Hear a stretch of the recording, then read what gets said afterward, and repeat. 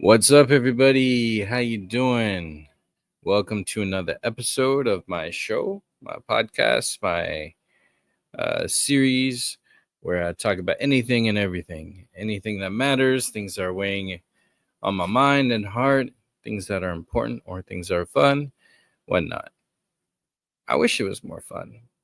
Um, it's a heavy topic that I like to keep talking about on my channel, which is the constant war crimes going on and the Holocaust, today's Holocaust. And it is, I don't know where to begin. It's kind of crazy that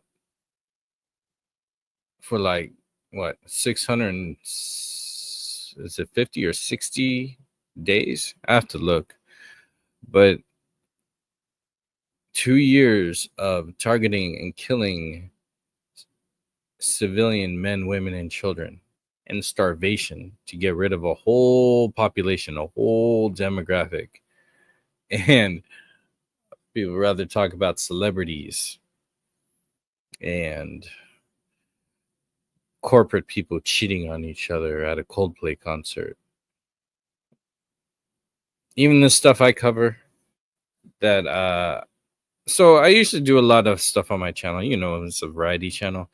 I have a watch party scheduled tomorrow and a Super Sentai series and other stuff I'm also showing with pro wrestling and all that.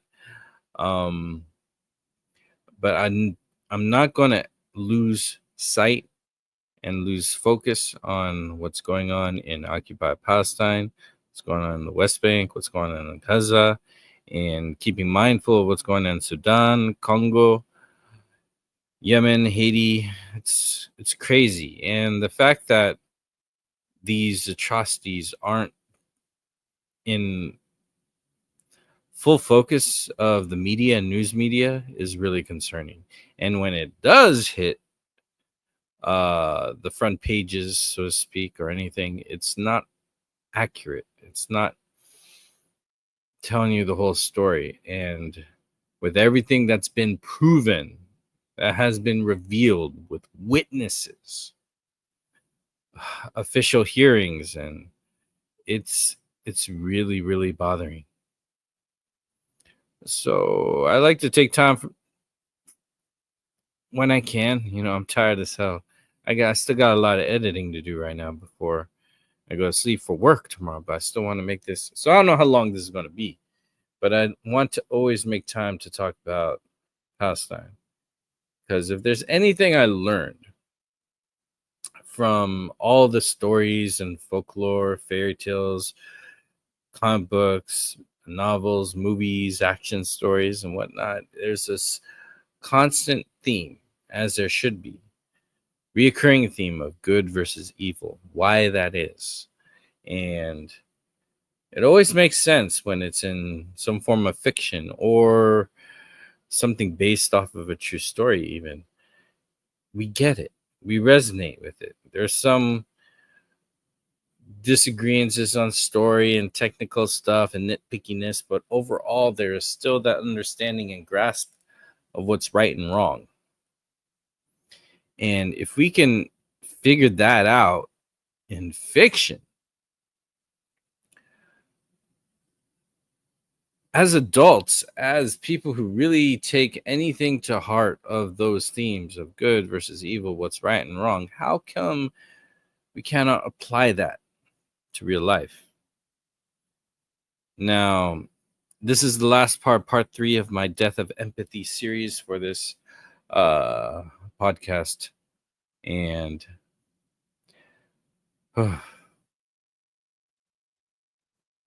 don't know if I accomplished what I wanted to share, but what I see as a problem, I don't know if it's an issue in people's brain that there's this compassion, this understanding of other people's suffering and knowing what's right and wrong is a little messed up or lacking in some areas.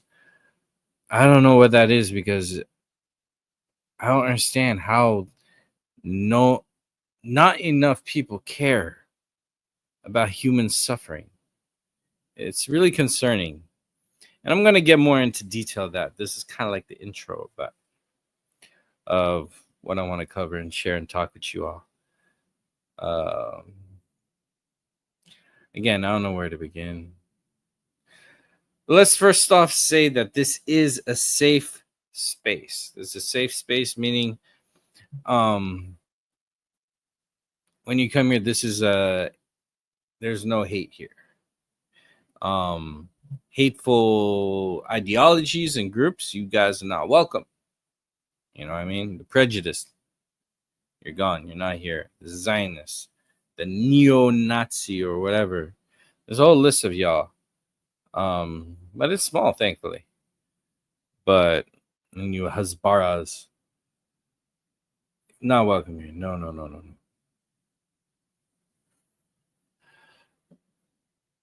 So when I say this is a safe space, I'm a content creator.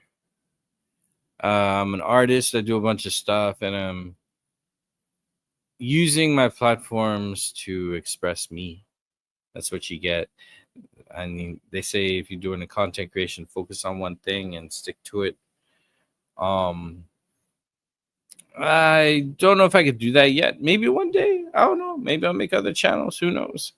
But overall, it's all about expression to me, because I'm thinking like an artist would. That I want to give you my sincerity and everything that I can share with you that I think is important and would help, be it entertaining or, slices of life that people could walk away with, find some understanding of ourselves and each other, or even just pointing out what the heck is going on around us, which is mostly what this one's going to be about.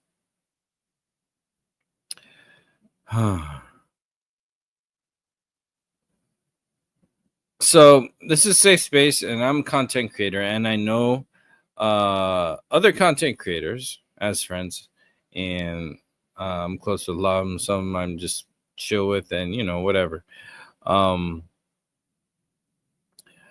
I know I don't expect everyone to turn their platforms into what I do or what I did, where I'm just sharing posts.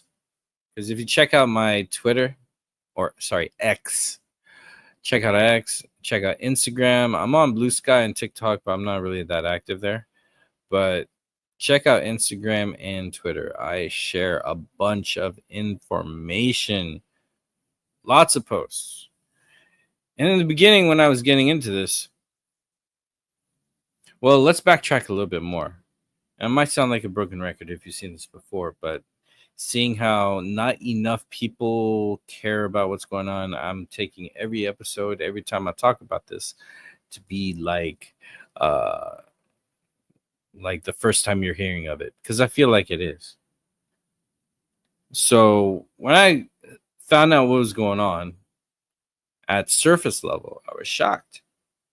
Then I'm the type of person who asks a lot of questions, has a lot of questions, and wants to find answers to them and why things are happening the way they are.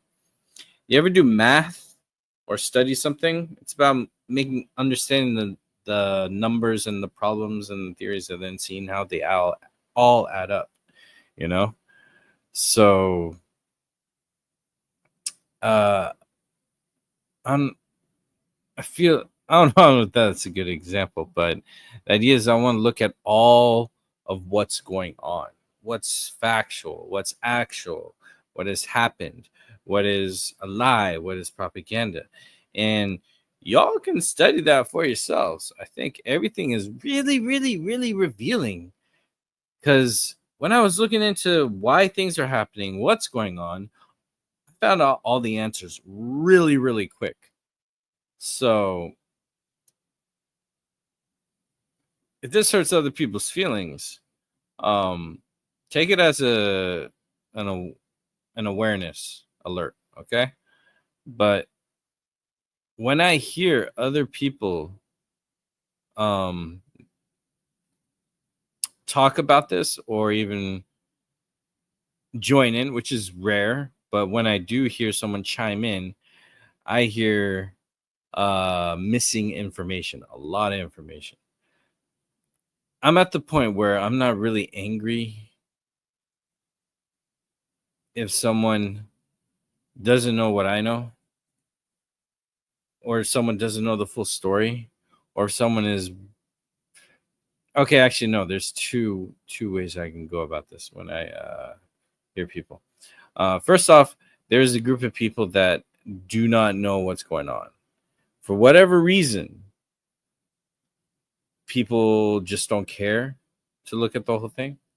People think it's all just crazy and war is ugly and all people die. Um,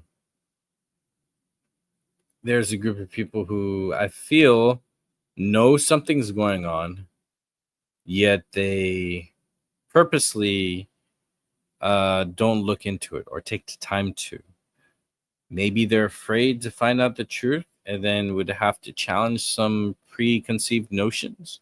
Maybe. Maybe some of their realities will be shattered. Because over the past 2 years, going on 2 years now, I've noticed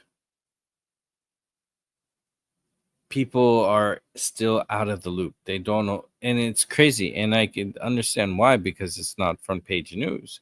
You got so many things going on in your life, and the entertainment we're addicted to, the entertainment we gravitate to or escape to. I feel like there's too much escapism going on, that we're losing reality with ourselves and what's going on around to care. And I think that's where the death of empathy is. I've been trying to find it. So when I come across people who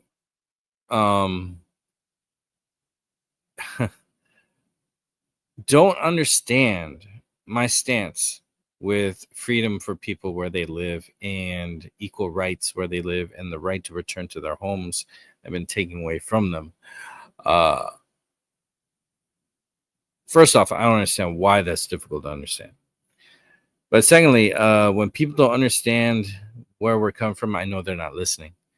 When people come up to or when they make some comment of any sort or input that is missing a lot of information, I can tell they don't know or see what's going on.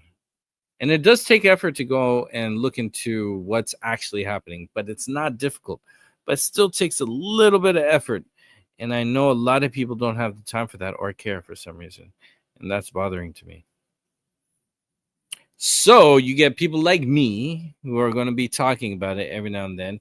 And I would like to invite everyone to check out my social medias, especially Instagram, and especially I would say mostly Instagram, because the reposts I do and the videos I have made about it are all there. And if you scroll down, you can catch up with a lot of what's going on. But I'm gonna show you with some things of from that account, from my page account. I don't know. And we'll watch some videos and we're gonna react to them. We're gonna hear some of the statements and see some of the reportings. And it's my hope that if you have not been catching up with stuff, because there's a lot of muck out there to distract you, because that is on purpose, that hopefully you can, I don't know, hopefully you can understand what's going on.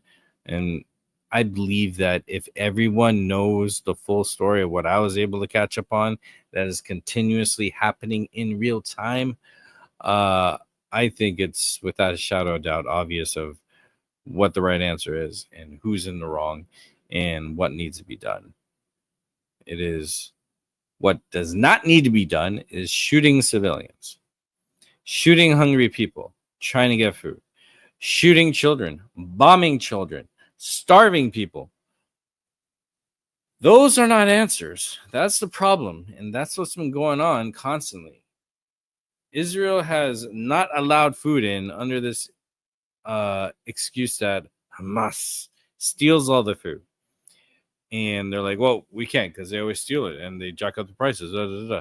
They make so many assumptions as to why they're not sending food into Gaza for the people who are starving, the children who are starving. Now, children need a lot of foods. They're growing beings. Their nervous system is at a speeding rate as ours for their little bodies because they're growing tissue, they're growing bones, they're growing bigger, and they need a lot of nutrients to live. And food is being denied to a whole people. All right, starving to death is. I don't understand why I have to say this is a problem, and everyone's like, or no one even knows what's going on. Yo, Brogu, thanks for swinging by this spur of the moment. Hopefully, you can make it to the watch parties tomorrow. It's going to be fun. Tonight's a bit of a heavy episode, but it's very important. So thank you for swinging by. I hope you're doing well. I appreciate you, man. So yeah, I'm gonna be just sharing because what we're doing this last Sunday, I was at the banner drop over in Fullerton, and I was carrying the flag and saying free Palestine and all that stuff. And we have our signs and all that, and we put the flags up. It's peaceful. We stay on the sidewalk. We're not bothering nobody. Always keep it peaceful. I have some people who are very passionate about this as I am, and they show up with me, and well, they organize it. I just show up to help out. But I'm glad that they do, because then I have a place where I could keep voicing what I believe in the most peaceful way. I don't know if it looks crazy or not, but I will tell you this. We're waving our flags over this bridge, over a freeway, right? And I see more people honking in solidarity, pumping their fists, doing the peace signs, you know? Way more people of that than the people who are giving us the middle finger and saying F you. And that's special, because it's okay. You can see stuff online. You can see what's trending or not, because it's very easy. But to be in person, to speak, vocalize what you believe in, and show what's going on, helps people feel like they can voice up too, maybe. And when that happens, if we are not there, no one would fist bump. No one would give us the peace signs. But they do, because they saw us. And then that's an action where they commit to speaking up for what's right. And that's a very powerful, beautiful thing. Now, I know this new Superman movie came out, and I don't care if you think what I'm going to say about it is like talking shit on it or anything. I technically cannot say any crap about the new Superman movie. Why? Because I have not seen it. I don't believe I should say a movie's good or bad if I haven't seen it. And I'm very happy at leaving it not seen. Because what I have seen in the trailers, it looks booty cheap and so not the character at all. You know what I'm saying? And they've been saying that the movie's pro-Palestine, or Superman's pro-Palestine. Superman's always been pro with the people. He is a civil rights warrior. He's always been. From day one. Newsflash, hello. He's the one who took on the KKK, a fictional character, and that made actual numbers of the KKK drop historically. That's huge. Sure, you've had other characters fight the KKK, but in comics, but to have one fictional story make an impact on reality, that is huge. Superman has already done that. If everyone's like, ooh, Superman, oh my gosh, he stands up for the people oppressed, then, yo, you have not been paying attention to Superman. He's always been like that. Even in Man of Steel, Jor-El is talking to General Zod, who's coming from the vast unknown of space, because Krypton blew up, and he wants to remake Krypton on Earth and kill all humanity, because we can't survive. Humans can't survive the Kryptonian atmosphere. So all the humans would die, so they have land to colonize and repopulate. And Jor-El is calling out Zod, saying, this is madness. This, what you're talking about, is a genocide. And ding ding, because genocide is wrong. What does General Zod say? He says, yes, and I'm arguing its merits with a ghost. Arguing its merits. Zod sees merit in genocide. So in Man of Steel, you see genocide is spelled out as being wrong. You do not do that. Yet the occupier, the one who wants to occupy, sees merits in genocide because they get what they want. They get their land and then whatever, you know? So that's been in Man of Steel. I registered with that. And I thought that's one of the reasons why Man of Steel was critically hated. Critically hated by a lot of studios that are teamed up with. I see someone saying goodnight. Oh, sorry, I was missing it. I think what you're doing is absolutely wonderful. Hey, thanks, man. Speaking up for what's right is always the right thing to do. Gotta go to bed. Have a great night, Kojay. Good night. Hey, good night. Good night, bro, Gru. Thank you for swinging by. I know it's late. I apologize. But I appreciate you swinging by, and I appreciate those words. It makes me feel good. It does. So God bless you, Bam, and have a good night. And Mickey Mouse, what's up, hermano? Just chopping it up, man. Getting stuff off my mind. More about Palestine, which actually links into other stuff. But welcome to the show, bro. Welcome, everybody, and also watching replay. So, yeah. I've known these themes from Man of Steel, but at the same time, how come not enough people could recognize what I recognize now? And I got the same inspiration from Man of Steel, but a lot of people love Man of Steel are not really as vocal about real life situations as I am. And I have another theory about that, and hopefully I don't forget. I'll do that, and hopefully I'll look at that and remember my thought. So I'm like hearing this new Superman is in a situation like Israel and Palestine, but from some of the spoilers I got from Bailey, what she said and showed was a map of two countries. The thing is with Palestine is that they're occupied. They're in an open air prison in Gaza. And that's a totally different thing of two nations at it. But either way, the imagery of soldiers around kids and then Superman beating up a dictator, everyone's like, yeah, this is pro-Palestine. But what I would like to see, even though I have not seen the movie, I've heard that's in it, right? You can correct me if I'm wrong about all that detail. But if it is truly pro-Palestine, I would expect and I hope that the people who love this new Superman L movie, that they would start talking more about Palestine, looking into what's going on in occupied Palestine, and start vocalizing with me in the streets and on your platforms, Free Palestine, here's why, let's stop this now. If you're really inspired by Superman, you would take those themes and apply them to real life, right? You would think, right? But no, what I'm seeing from all these people who flex that, even from my fellow Free Palestine people, it's making great content because they do have a point. If the theme is there, it gets the conversation going. I gotta give it props. Thank you. I still don't need to see the movie to get that. But I want to see the people who are fans of that movie who are not pro-Palestine to be pro-Palestine. If they say and flex that that's a good thing about Superman, then show it. You know? Don't use the suffering of the Palestinian people to promote a movie that doesn't completely say if it's Free Palestine or not. You know? Because DC uses a lot of fictional places like Kazakhstan and no, not Kazakhstan. That's real life. Kandak, you know? Or like Metropolis and, you know, Themyscira. They have all these fictional places. But if it's so true that the new Superman movie is pro-Palestine, then how come those fans aren't pro-Palestine? You know what I'm saying?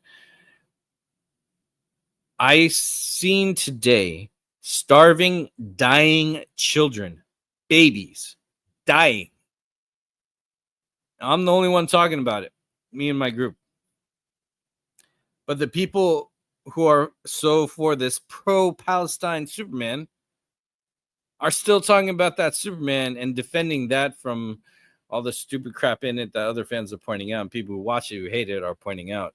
They're busy defending a movie and not even lifting a finger to do a repost or comment to spread awareness about the starving, dying children in Gaza. So this whole thing that this Superman is saving male masculinity or giving hope to people is all bullshit, because I am not seeing it done in real life. It's more like, oh, Superman can save. Oh, it's great. Isn't that the picture perfect way we want him and like him? If that's the case, then you are not looking for an example of how you should behave and be. What you're looking for is how to admire a fictional character, some icon that you worship more than humanity, more than God. And that's all perverse sexual ideal vision on it. And it's just crazy. Not ditching the mask. Oh, here's my niece's mask. My mask is right there. No, it's I've not worn the mask when I'm talking mostly about Palestine, because I want people to take me seriously. So I'm glad you're noticing. Gotta check out my other videos too when I had no mask. That's all good, brother. I love you. Just got back from Fantastic Four. It was really good. Good. I hear it was good. It looks nice. I'm concerned about that movie too, only with one nitpick thing is how they fantasize the past, but I hear it's a different Earth, so they can get away with that. But I'm glad Fantastic Four is doing well. I've been hearing it's had a great reception on its previews or premieres. The premiere. I don't know. Some people got to see it on Tuesday. I thought this stuff comes out on Friday. You know what I mean? But whatever. But yeah, we had a Fantastic Four scrap movie from back in the day. Was it the 80s, 70s? I forgot. Then we had the 90s Fantastic Four 1 and 2. Then we had that Fantastic Four one with Michael B. Jordan and a bunch of other actors. Some names are escaping me.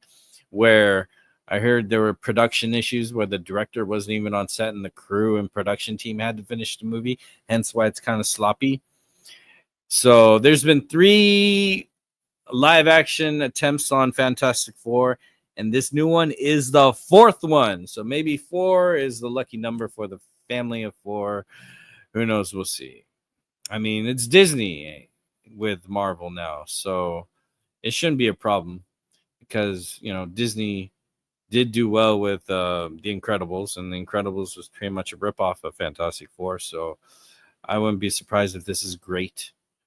My boy says definitely worth watching. Yeah, definitely. Props. By the way, my wrestling shows are coming back when I'm done editing. But we do go back to the topic now. And it's very important because one of the things many things I've been saying has been coming true from my earliest coverage of this topic with Palestine. And I was like, what they do, what they allow the IDF to do to civilians will normalize what they do to civilians here in America. And I am a proud American through and through because I believe America should stand for the ideals that we flex, that we're so proud of: truth, justice, and freedom. Those 3 things are very, very, very key. We have freedom of choice of religion out here.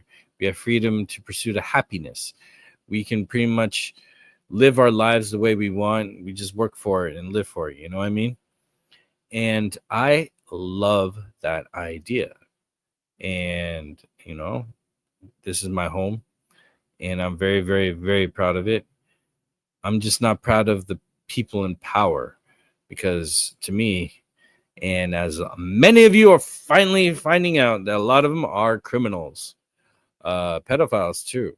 And I'm not throwing that word around lightly because it's disgusting of how things are going. And what's crazy, what's going on in occupied Palestine has done for America and the world is open up their eyes to what certain factions of power and entities and corporations are capable of and are normalizing.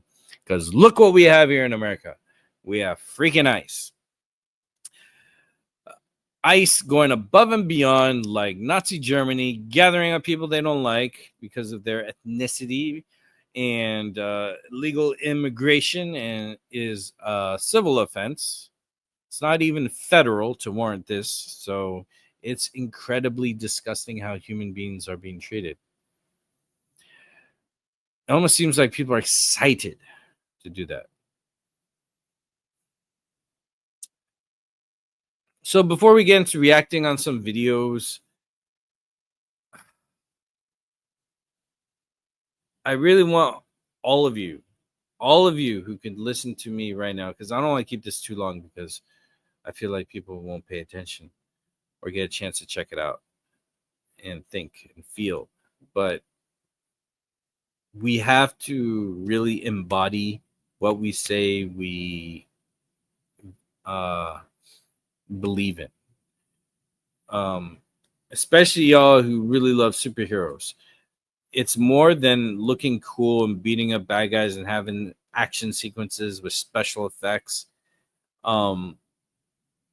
There is a moral struggle and self-discovery and empowerment that comes from superheroes.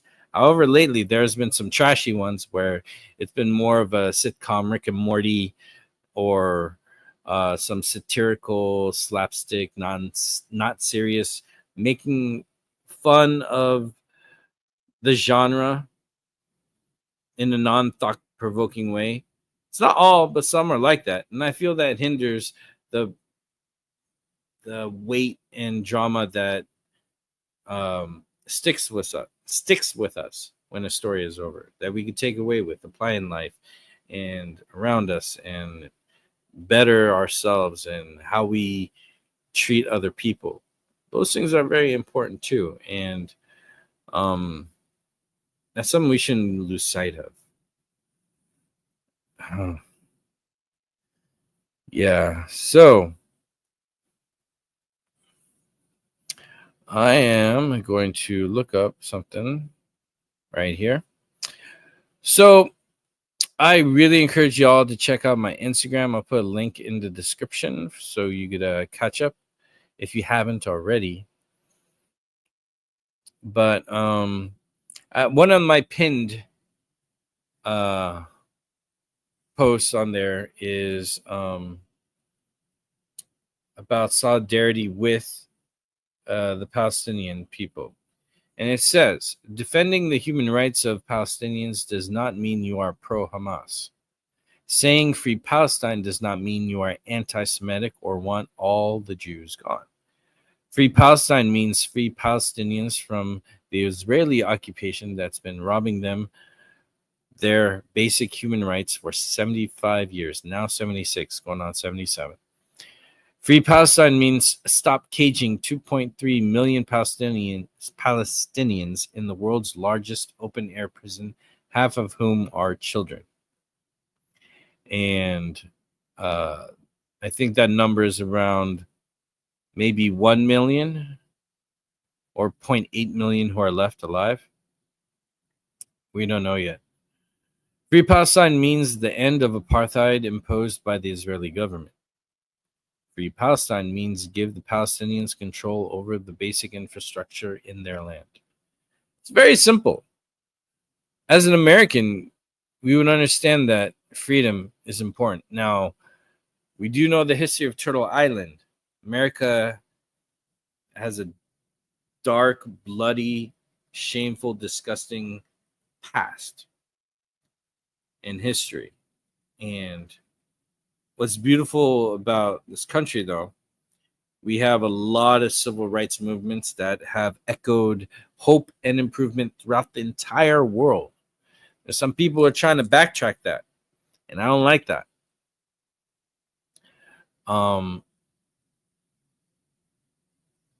There's a lot of good to learn from not repeating stuff in the past, but I feel there's a lot of factions and in power and people who want to hold other human beings back, other Americans back, because of other prejudices that are more important to them than loving thy neighbor as God wants us to do, right?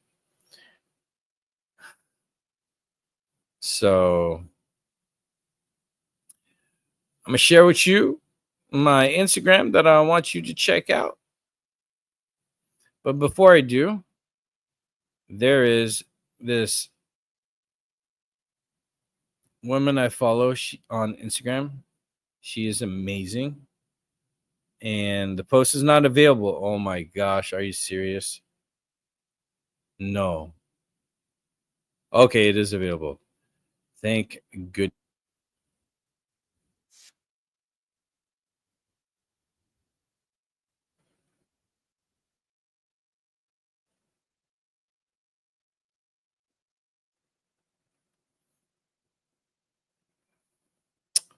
How do I do this? Give me a second. Do apologize. This is where I should probably have music in the background or something.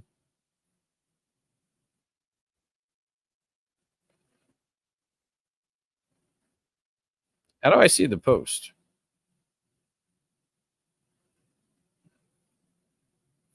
Oh, here we go.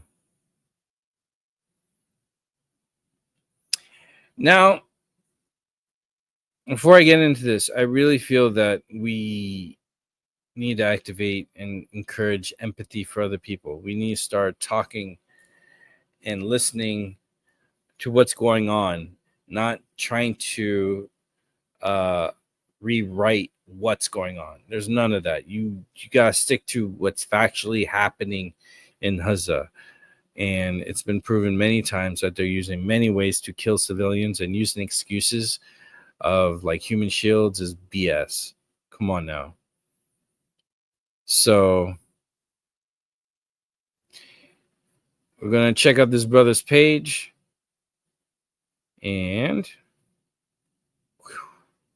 here we go.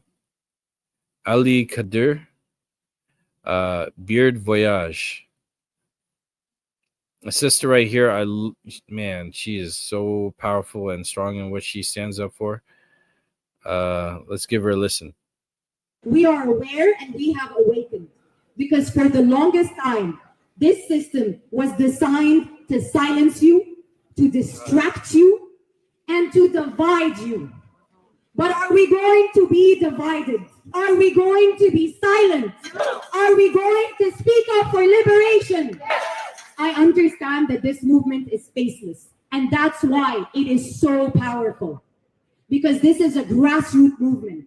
And although it's hard because we are looking for leadership that we had assumed should be taking the lead in stopping something as big as a genocide, and yet we now have to look amongst each other. And that is powerful. But it also means we need to be kind to one another, the very opposite of Zionism, kindness. They think it is weakness, but I can think of nothing more powerful than kindness. But because what you can do, I will do it for you. And here we see someone like Haya. I remember the first encampment when I came to SOAS, and she was organizing with her strong voice. And although we don't put people on a pedestal with this, but it is important for us to empower one another. Because this is what they do. They try and nitpick the people who are mobilizing in order to discourage you and get you to fall back, to get you to be fearful. Because when I wear my kufaya in an uncomfortable space, I will find another person bringing out their kufaya and wearing it. They are scared of the ripple effect that they are now unable to stop. So when they go after someone like Haya, we will show up for her. We will show up for one another. Because what does our silence mean? Our silence means the starvation of a people by Israel.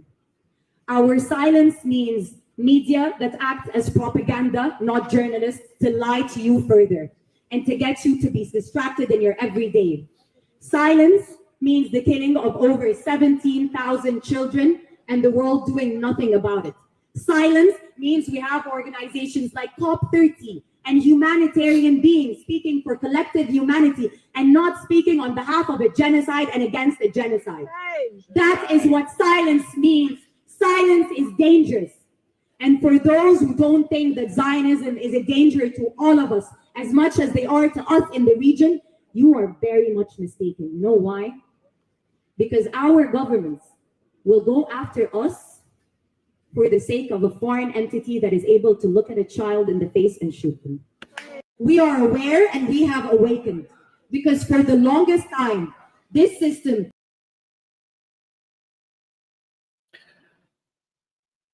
That's the freaking truth, man. She said everything right on the nose in less than 3 minutes. I felt like, wow, man. How come that doesn't ring any alarms for you? If you are still silent, if you are still choosing to be ignorant, at this point, it's a choice. Close to 2 years of slaughtering civilians on purpose. There's no way to lie about it now. It's been happening way, way, way, way too often that all the cover-up stories kind of ran out. All the propaganda stories, all the misinformation has ran out, has been debunked already. You know? So when I think of the death of empathy, I'm thinking of how we collectively have allowed ourselves to be entertained and distracted by glitz and glamour and quick narratives filled with prejudice and a selfish end goal to continue doing harm to another human being, you know? And the effects and infection of that I see way too often now. Now, another thing I see from fellow comic book fans, one person I knew was flipping out over when America bombed Iran. Iran, who's actually legit defending itself, they've been attacked. They haven't attacked anyone else, but oh my gosh, they're so dangerous. No, that's a false narrative. That's like trying to get America into another war on behalf of an apartheid, violent, terroristic state. That shouldn't even be. And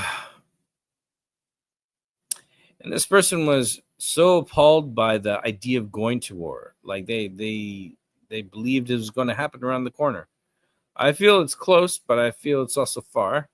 But that's another story altogether. But this person was so appalled by the idea of war that they pretty much wanted to just hide and wait for it to go away. Like putting your head in the ground. Going la la la la la on your ears, la la la la la, ignoring it, saying, no, I don't care about this stuff. I'm not into that. I shouldn't be involved. It should not affect me. But the thing is, the huge mature thing to do and know is to understand the world around you and what you have to do, which is your responsibility as a free citizen, free human being in general, is to stand up for what's right. Support what's right. Support those who are voicing up for what's right.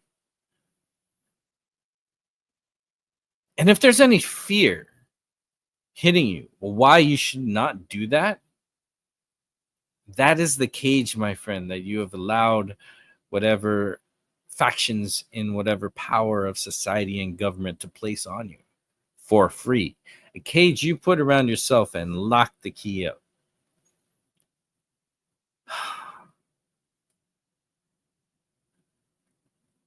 Because I do have those concerns myself. What if there's repercussions of what I do, what I say? But then I got over it because I'm a type of person who speak my mind. And the only thing I regret is not coming up with the perfect response to a rude or aggressive attack towards me that I don't think of what's right to say until later. So a lot of times I take the peaceful route, like, oh my gosh, I can't with you right now. I can't. You want to talk? Let's plan to talk later and in full. Because the conversation should really be about finding truth, not flexing, I'm the winner, you're the loser, or I'm right, you're wrong, I'm the good guy, you're the villain.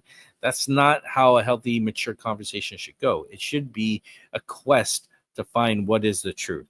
All right, I'll share what I know. You share what you know. We compare notes. We see all the facts. Oh, you don't know something?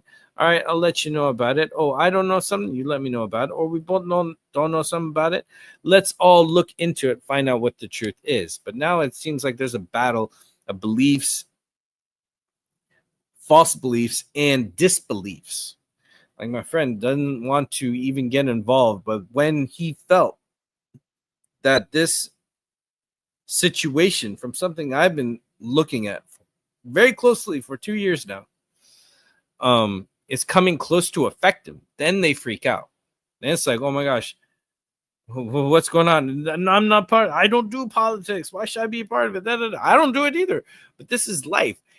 We have to get active in what's going on in the world around us, because when innocent people die due to our privileged comfort to where we can afford to be ignorant is unacceptable. I don't know if that makes sense, but I'll break it down some more. So we are pretty good where we live, or you may be pretty good where you live, where if you don't speak up for other people, it's not going to affect you. And if you don't know what's going on and go by your day, what's going on there won't affect you. Or so you think. But having that luxury is something people don't want to escape. And I understand why. It's nice to feel comfortable. It's nice to feel good. It's nice to feel Gucci. Ooh, and all that. Whatever. But once you know the truth of what's going on, no matter, no form, no setting of comfort will ever feel comfortable for me when I know children like my kid are suffering in the world due to my ignorance and due to my hard-earned money being paid to taxes, being given to the government to give to them to kill people.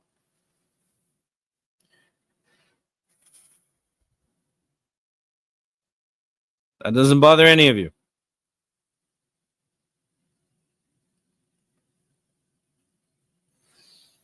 So one thing I do on my channel, my page, is I post a lot to my stories and I save them in this Palestine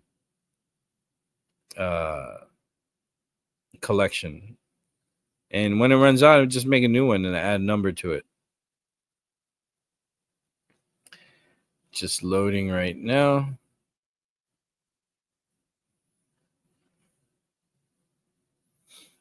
Here, so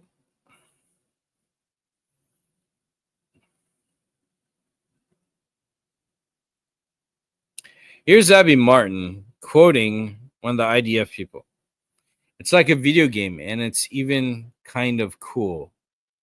More blood curdling testimony from Israeli soldiers bragging with impunity to using drones to hunt children and civilians again and again. Using drones to hunt, and this post was like 2 weeks ago.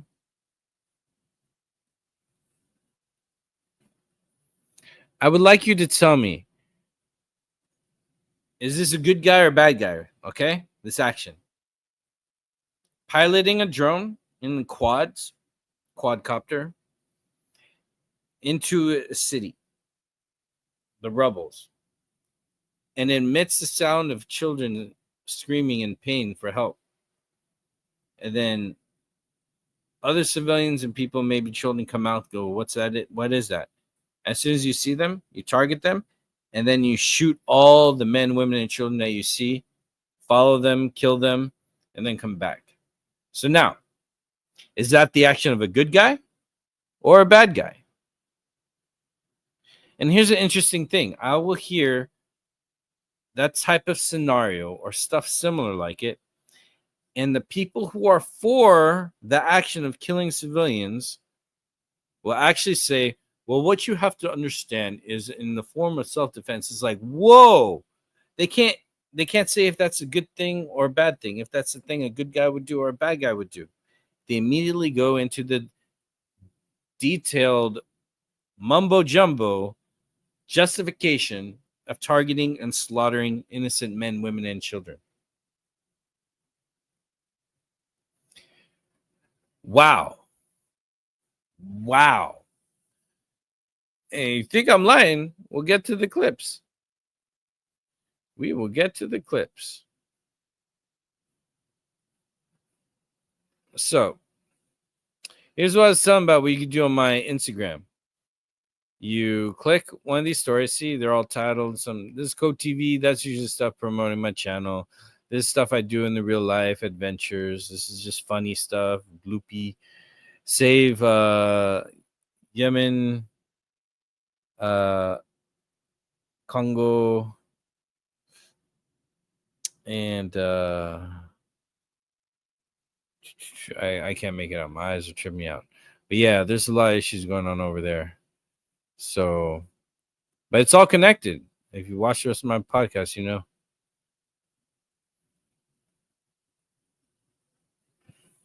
It's going to be loading here, so do stick with me for a bit.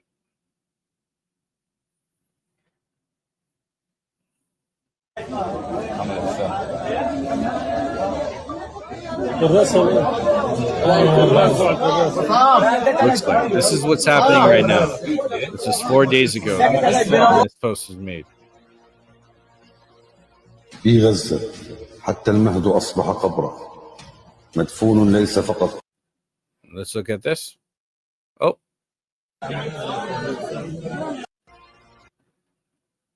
No way to see the post? I guess not. في غزة حتى المهد أصبح قبرا مدفون ليس فقط تحت القص بل تحت جوع صامت يمزق الأجساد من الداخل. لقد رأينا هذه الصور من قبل في صفحات التاريخ.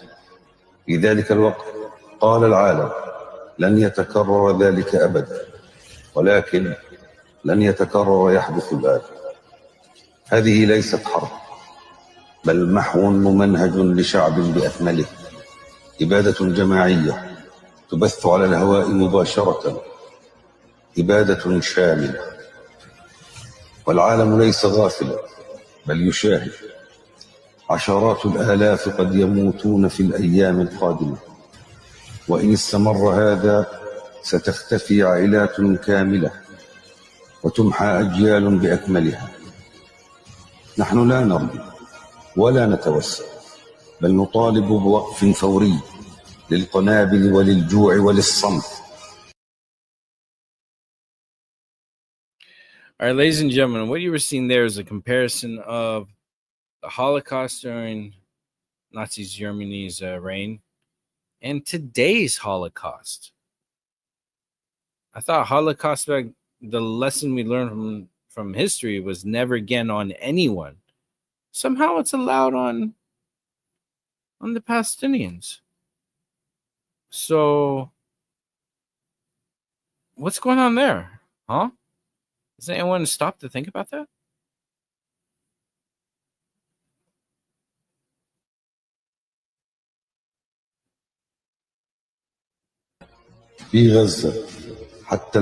Gaza is now at level 5 starvation. Gaza is now at level 5 starvation. If you don't know what level 5 starvation is, that is when the effects of starvation become permanent and irreversible. It's the highest grade on the chart. It is the same level of starvation we saw in Yemen during the Saudi siege. Even if you let in all the food they needed, if you stop the genocide today, still hundreds of thousands of children are going to be permanently disabled mentally and physically, forever damaged, irreparably damaged by Israel's enforced siege, starving their little bodies. Their muscles have stopped growing. Their little brains have stopped forming. They're going to be permanently damaged forever because of Israel. Hundreds of thousands of children. The GHF aid sites are a propaganda machine that answers to no one but Netanyahu. You can deny it all you want, live in your little delusion where everybody's lying but the Israeli government. But quite frankly, you come across as mentally ill. You don't process reality like a normal person. You live in a fantasy. This is Israel. This is what it is. I don't care about 3,000 years ago. I care right now that the modern state is currently starving an entire generation of children into mental retardation. Gaza is now at level 5.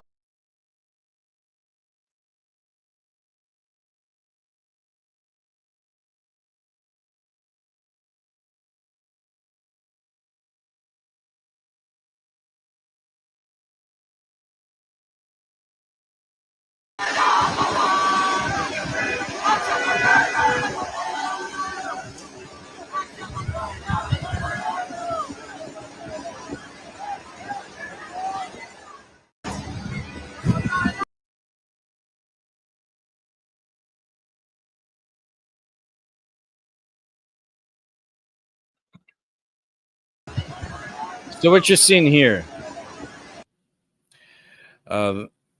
Muhammad Ahmed post is saying 4 young men rushed to the wounded, and a second reconnaissance plane targeted them, and they were martyred in their place.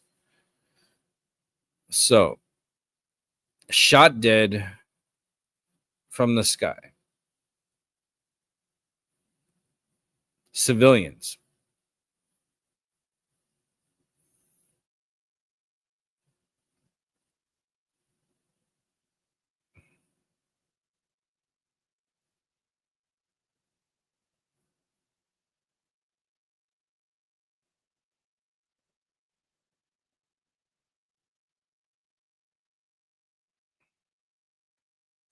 Here's a buddy protester of mine. This is us from this past Sunday. Good memories, good guy. Gaza is being starved to death. Intentionally, deliberately, the world is still debating terminology. Children are screaming from hunger and going silent forever. And there's nowhere left to lay them to rest. Graveyards are full and bomber crates have become burial pits. Our families in Gaza have resorted to tying rocks to their stomach and drinking glasses of water mixed with spoonfuls of salt. There is no clean patch for life or even to bury the dead. This is where we've come to. It's never been a war. It's never been about war, hostages, any kind of justice being served. Gaza is being starved to death. Intentionally, deliberately, the world is still debating terminology. Children are screaming from hunger and going silent forever. And there's nowhere left to lay them to rest. Graveyards are full and bomber crates have become burial pits. Our families in Gaza have resorted to tying rocks to their stomach and drinking glasses of water mixed with spoonfuls of salt. There is no clean patch for life or even to bury the dead. This is where we've come to. It's never been a war. It's never been about war, hostages, any kind of justice being served. They're starving the living, burying the dead in dust while you continue to scroll. Gaza is being starved.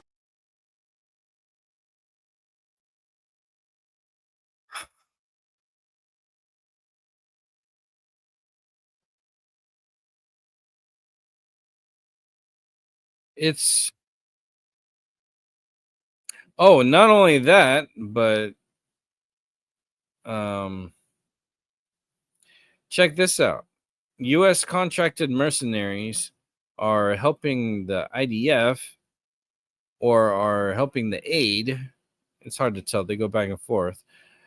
Get to civilians, but then they shoot them. They shoot at them.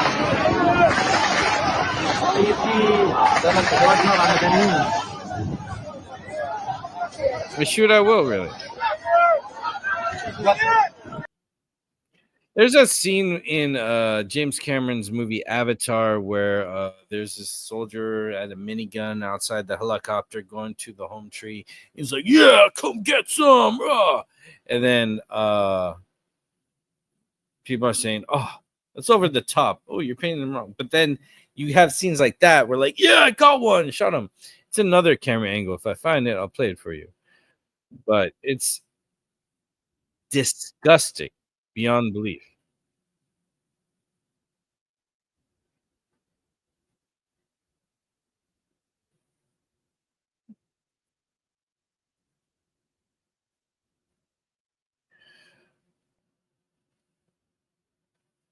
So we're going to check out another post from this one guy here saying, all I see on Instagram is this billionaire post. So you're going to check it out. I see on my fucking Instagram feed is videos of this billionaire cheating on his wife.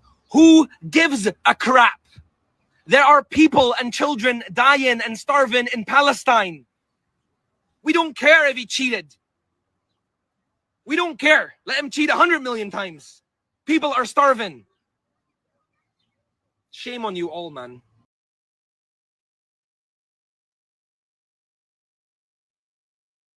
Yeah. Like, seriously, the things that hit the waves above killing people and killing children is clearly being way more important than killing children and killing civilians and all this horrible stuff that is being carried out freely with the support of our government.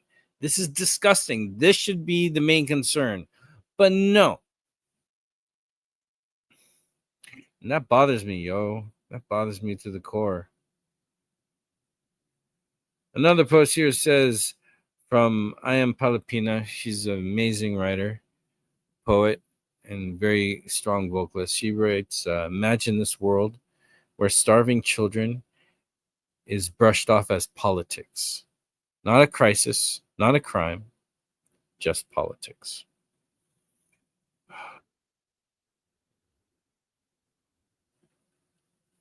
Here we go. Got another one for you. Let's check it out.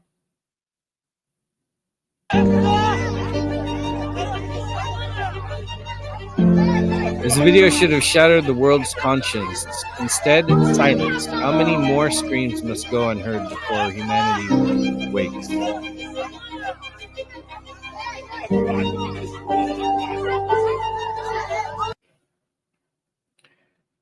People desperately grabbing for flour on the dirt and ground that's been scattered around after they've been shot at by Americans and Israelis.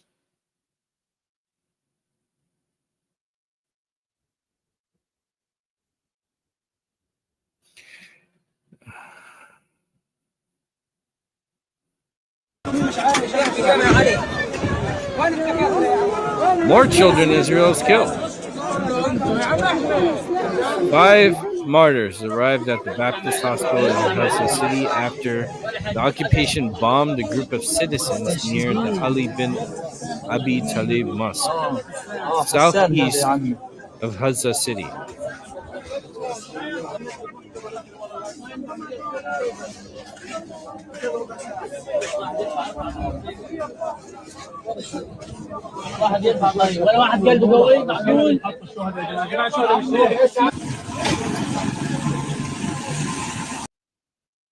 They bombed children. They shoot men and women on sight. They are killing people every day, on top of starving the whole of everybody in Gaza. So when Netanyahu says we can't let the aid and food in because Hamas steals it all, if that's true, why would you not use your strong, powerful army to protect those aid trucks, go in and secure that they go to the people, when you have the ability and have shown it many times of sending troops in and advanced artillery to kill the people?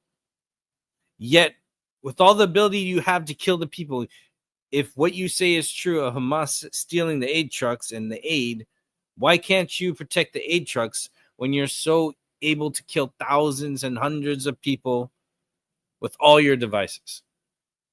So their idea is like, well, since Hamas is going to steal it all, but if they truly, okay, check this out. I'm freaking losing my mind. If Israel really wants the civilians of Gaza to have aid, like they say they do, like they say they want them to have the aid, which actually they don't. That's what they say, U.S. representatives.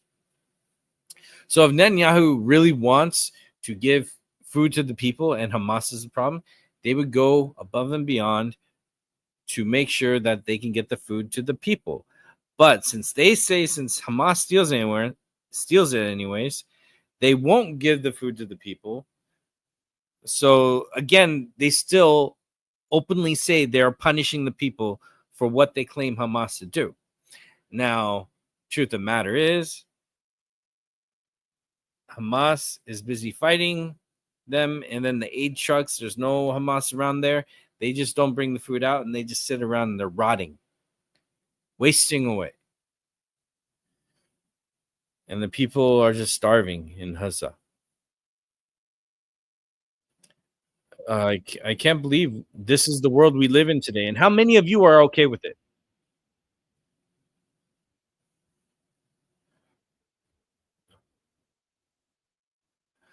So this next one is an individual who is part of a play.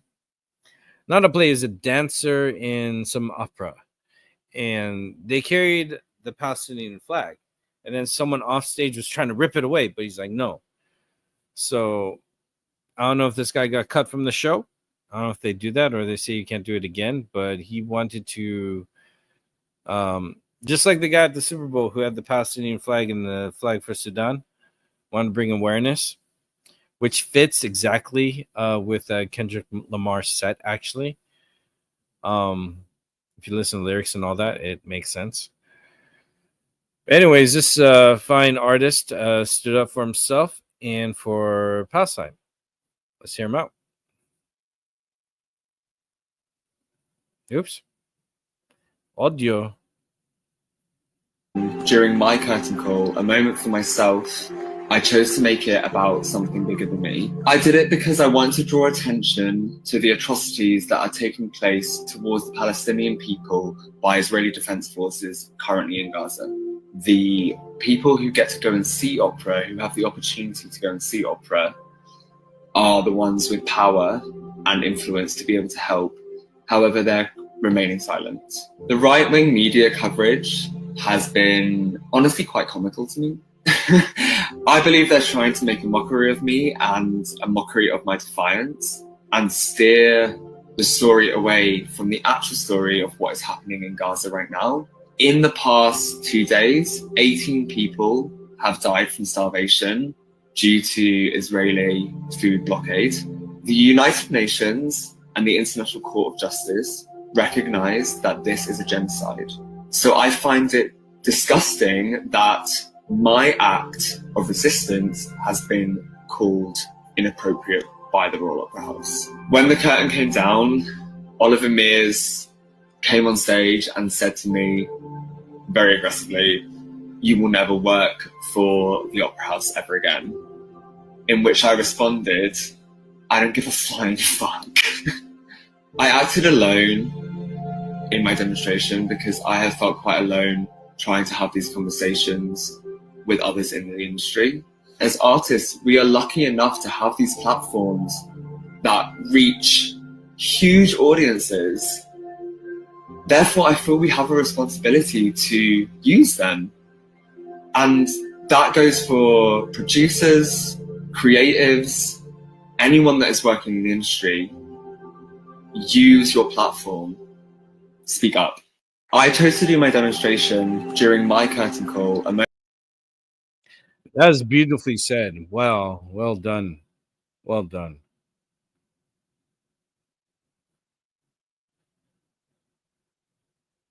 Well done. So you can find these all in my stories that I share, and you can find them everywhere. Just please take the initiative to look and hear and what's going on, because in whatever capacity you choose to speak up, be it a conversation with someone or you do want to buy a shirt or something from a charity that is trying to help a family in Gaza. There's so many that reach out to me asking for help, and I share their GoFundMe's, and there are ones that are scams, and they're legit people who are asking for help. I don't have a lot of money to help people all the time, but what little I could spare, I can. Now I'm a little picky though. I did have a few friends in the past, one in particular who always asked for money because something big was happening and they needed to really pull through, and they were just asking because they don't know what else to do. And I was like, all right, I will help what I can. Then I have a talk with them later about going to the movies, just casually. And I said, well, sometimes I wait for matinee because, I don't make a lot of money, so I got to be careful. Because sometimes it's really hard in the business for me, or sometimes it's really good. I'm Gucci for a few months. But a lot of times, I don't want to walk a thin line. So, and a lot of times, few times it's been pretty, you're aiming to hopefully pay your bills and make rent and then have enough for food. Sometimes it's a little hard. So, I don't really do expensive things or have expensive outings like going to a theater. I was telling them that because of that, I will aim to try and get a matinee showing or wait till the movie's out for like 2 or 3 weeks where it's cheaper during the matinee, or like on Tuesday nights, it's a little cheap to have a special. So I'll go and be out above and beyond to do that. And I don't even buy popcorn. I don't even have beverages and stuff. Sometimes I might have a snack, but not too much because I also don't like bathroom breaks. But to save money, I purposely don't. And then I eat after the movie somewhere else or at home. And then this friend who's always been in a money financial situation where they ask me for help, and then I bite. They were telling me, oh, movies is expensive because when I go, this is them saying this, when they go, that they have to buy the food. They have to get it in, at the time, 3D or IMAX. And they have to get the drinks. And then they have to get the reclining seats. And they kept on saying that you have to get all these luxuries. And the bill comes to like $100 a ticket or something like that. Or in total. I forget. It's way more than my like $8 of going to see a movie, right? So I'm like, I see now why you were asking for help. You're probably not that good with money, my friend. So that's a different case with Hazza, because the ones that are scams are taking advantage of their suffering, kind of like promoting that new Superman movie, taking advantage of suffering to get something out of it. But there are plenty. You look and you could make your best judgment. But if you can't help people, try, because if they could buy food, manage to get to food and buy food, that is great. So if I can't help, I'll share a post. I don't know. It's just hard. And if I can, donate, I do. I will. Again.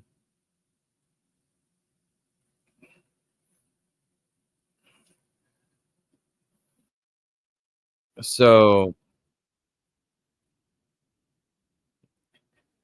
here is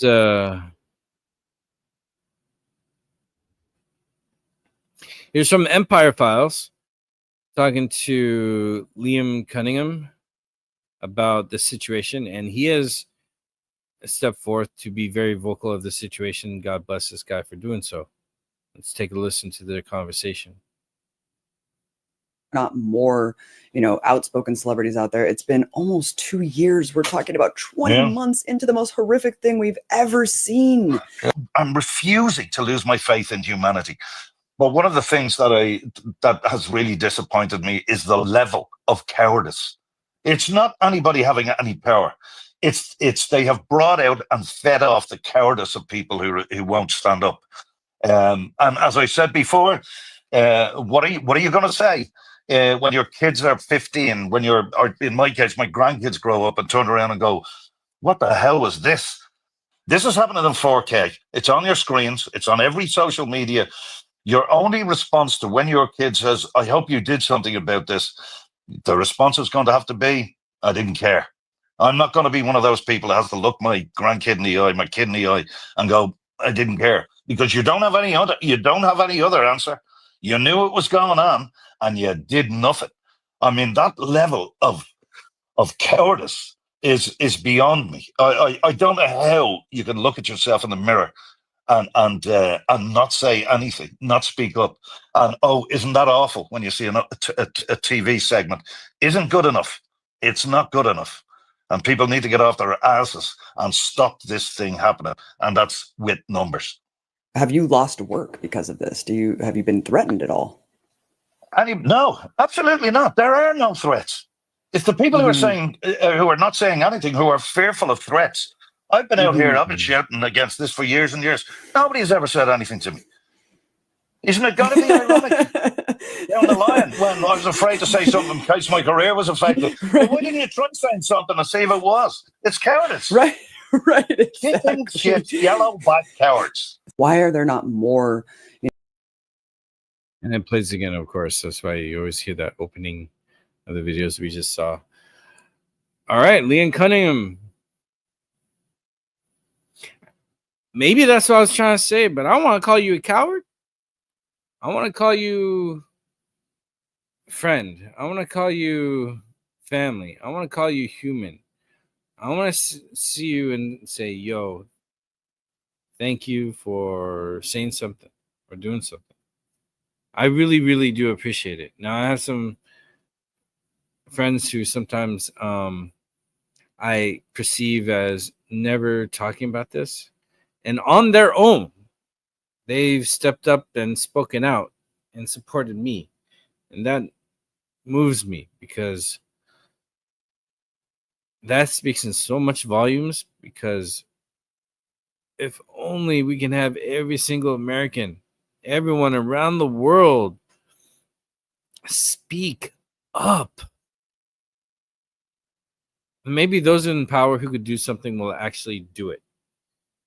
Because the only ones who are the biggest cowards and afraid of speaking out is our president, is our politicians.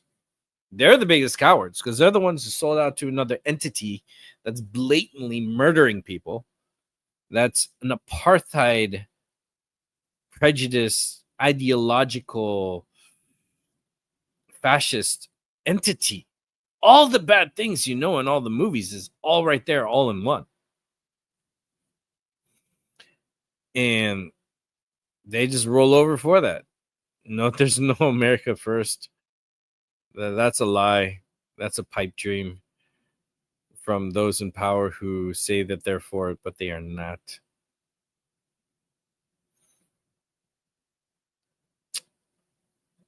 So 2 days ago, another post from Israel Exposed. They post and report on that Israel just gunned down crowds of starving people in front of the World Food Program. Here's their statement.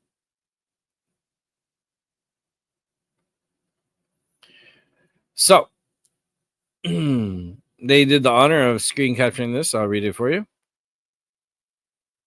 So, on the morning of 20th July, a 25-truck WFP convoy carrying vital food assistance crossed the Zikim border point destined for starving communities in northern Gaza. Shortly after passing the final checkpoint beyond the Zikim crossing point into Gaza, the convoy encountered large crowds of civilians. What's that word there?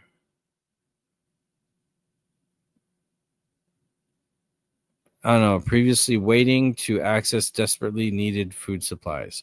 As the convoy approached, the surrounding crowd came under fire from Israeli tanks, snipers, and other gunfire.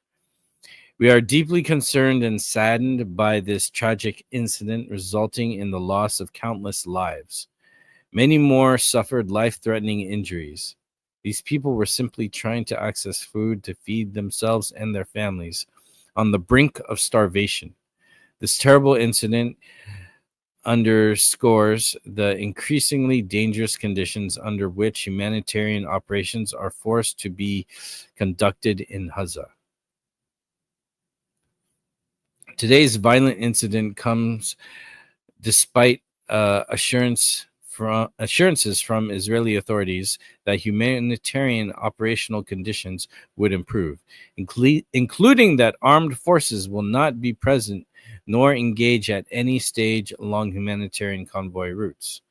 There should never, ever be armed groups near or on our aid convoys, as reiterated on many occasions to all parties to the conflict. Shootings near humanitarian missions, convoys, and food distributions must stop immediately. Any violence involving civilians seeking humanitarian aid is completely unacceptable. We stand firmly by our principles of operating with independence, impartially, and neutrality. It is one of the many reasons why communities trust us. The World Food Program continues to call for the protection of all civilians and aid workers delivering life-saving assistance. WFP teams accompanying convoys should not have to risk their own lives in the effort to save others. Without these fundamental conditions in place, we cannot continue providing life-saving support across the Gaza Strip. Gaza hunger crisis has reached new levels of desperation. People are dying from lack of humanitarian assistance. Malnutrition is surging, with 90,000 women and children in urgent need of treatment. Nearly 1 person in 3 is not eating for days. Food aid is the only way for most people to access any food, as the cost of 1 kilogram bag of flour has surged to over $100 in local markets. Only a massive scale up in food aid distributions can stabilize this spiraling situation, calm anxieties, and rebuild the trust within communities that more food is coming. An agreed ceasefire is long overdue.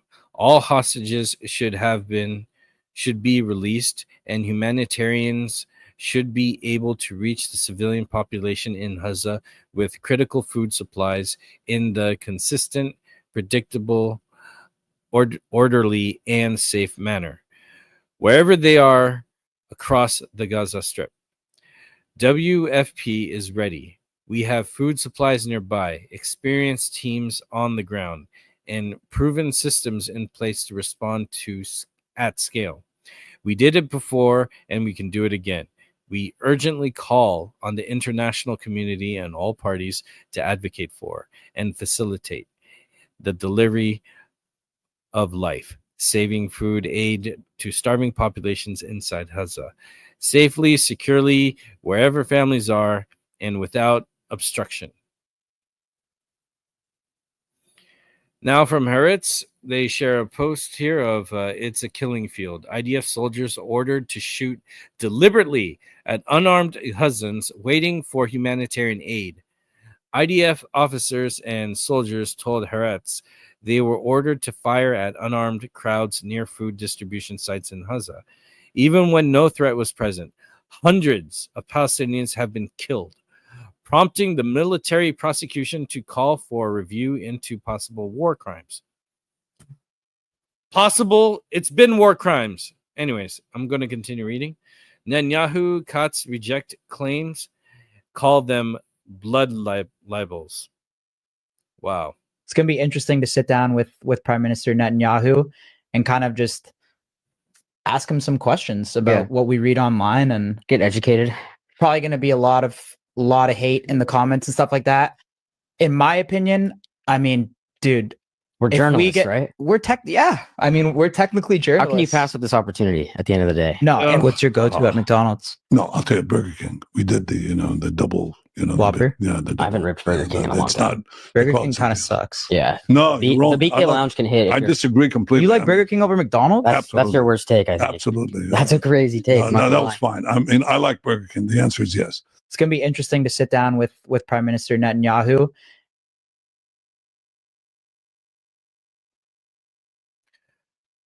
The Nok boys say their interview with Benjamin Netanyahu was set up by someone from the communication team at the White House. Interesting. White House doing PR planning for Netanyahu. Wow. Israel is working to boost its image in the U.S. by providing AIPAC-style junkets to MAGA and pro-Trump influencers who will disseminate Hezbollah propaganda to their followers. The Nelk boys just argued their softball interview with Netanyahu wasn't total propaganda because even though they did nothing to push back against him, all their followers saw through his lies and are shitting on them in the comments. Well, that is good. The new MAGA coalition is Mark Levin, Ben Shapiro, Laura Loomer, and Jonathan Greenblatt. Wow. So they're for real doing that recruiting. Okay, so MAGA is going to be IDF. They were pretty much programmed to be ready for that. So it's going to be interesting to sit down with. Back to what I said earlier when Netanyahu was complaining or claiming, and it was in that interview, it was in a different post I saw, that they can't bring in food trucks in because Hamas keeps stealing them. Yet the reports are when food trucks go in, IDF shoots civilians, and that's the problem. And that Israel won't let aid trucks get in. So Netanyahu's a liar. Surprise, surprise. War crimes continue. Surprise, surprise. This must stop. Like, we're all the Superman fans. What do we stand for? What's going on? So here's a post from DSD, a little history lesson of something that went down, and check it out. Now, these are some of those old school black and white short documentaries that people go to theaters to check out back in the day. So let's take a look-see here.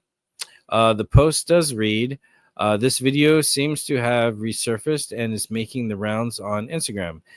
As of 7/22, year 2025, marks the 79th year. Here it is posted by Hidden Palestine. Oh, I love Hidden Palestine. So on that day, July 22nd, 1946, Zionist terrorists targeted the King David Hotel in Jerusalem and killed 91 people of various nationalities, including 41 Palestinians, 28 Britons, and 17 Jews. This archival footage from the Associated Press archives shows the news coverage of the Zionist terrorist attack by the Irgun that targeted the King David Hotel in Jerusalem. At the time, the hotel housed the British Army headquarters and the Palestinian government offices. The attack was carried out by Irgun terrorists, but had the approval of the Haganah, the principal Zionist paramilitary group in Palestine. 2 years later, both groups would carry out massacres across Palestine and expel hundreds of thousands of Palestinians from their homes in what became known as the 1948 Nakba, the genocide. Menachem Begin, the Irgun's commander-in-chief at the time, would later become Israel's first prime minister from the Likud party. Interesting. Let's check it out.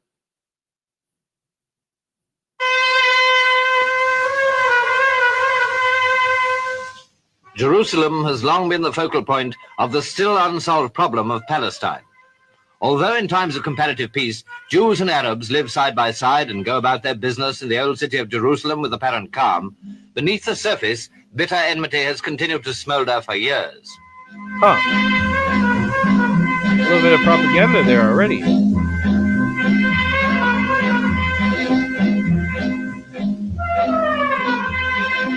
This is the Wailing Wall, where many Jews have been offering special prayers for following the latest outrage by terrorists.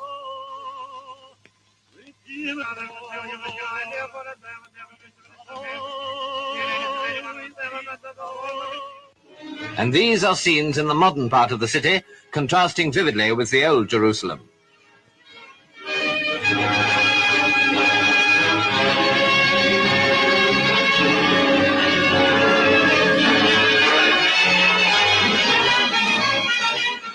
The King David Hotel itself. It was in the wing on the right of the picture that the terrorists placed their explosive.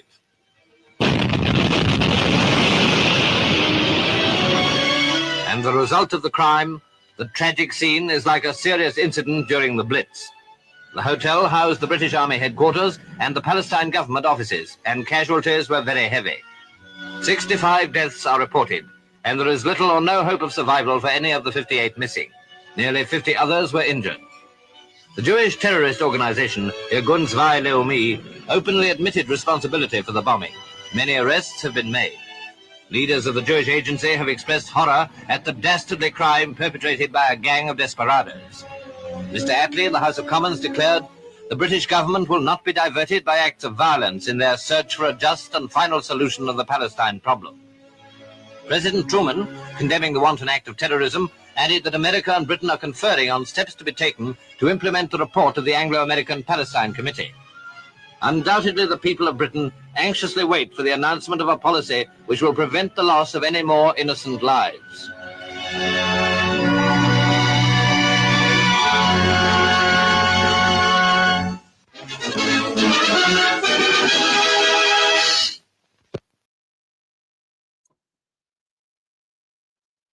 Well, more lives have been lost, and it's all mostly Palestinians. Things just got worse. It's interesting in the beginning how the narrator was adding in conflict.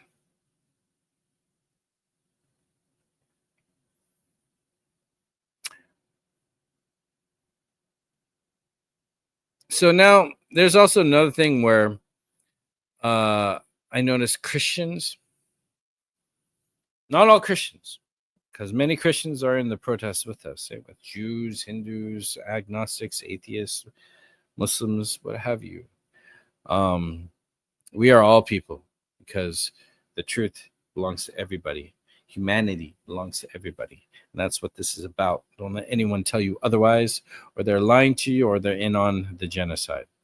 So there's this lie that of like what Israel is. I say it is a land, but a lot of times when it's referred into the Bible, it's talking about Jacob. Israel was him. That was his name and his children. And for the time that they were going through, it was referring to that, not of a physical land. But that's been taken out of context on purpose. And here's another breakdown from DSD, which I like to follow on Instagram, and I suggest you do as well. Why modern Israel isn't the same as biblical Israel. Modern Israel was founded on May 14th, 1948, but it has no special connection to the Israel of the Bible. This statement may sound shocking, but it's theologically true. The term Israel is the translation of the name Yisroel.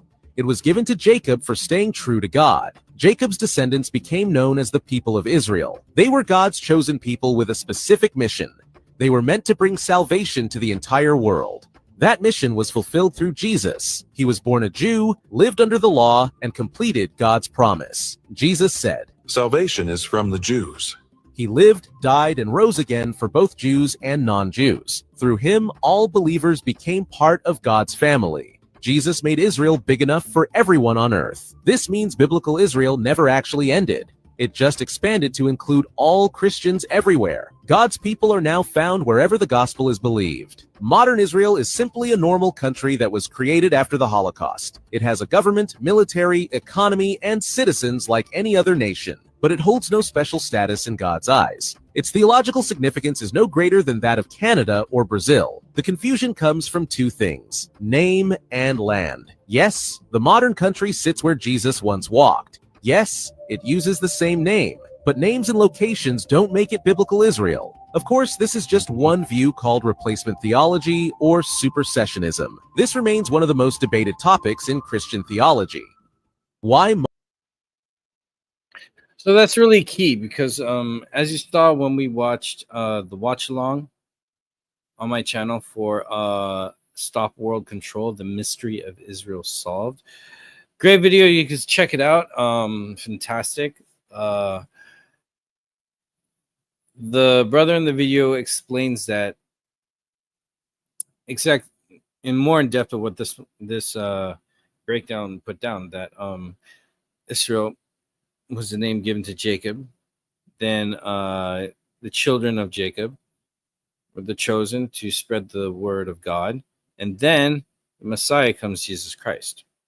And then the Christian spirit is complete with what you have to go through going forward with following the teachings of Jesus Christ to, under God, get to heaven.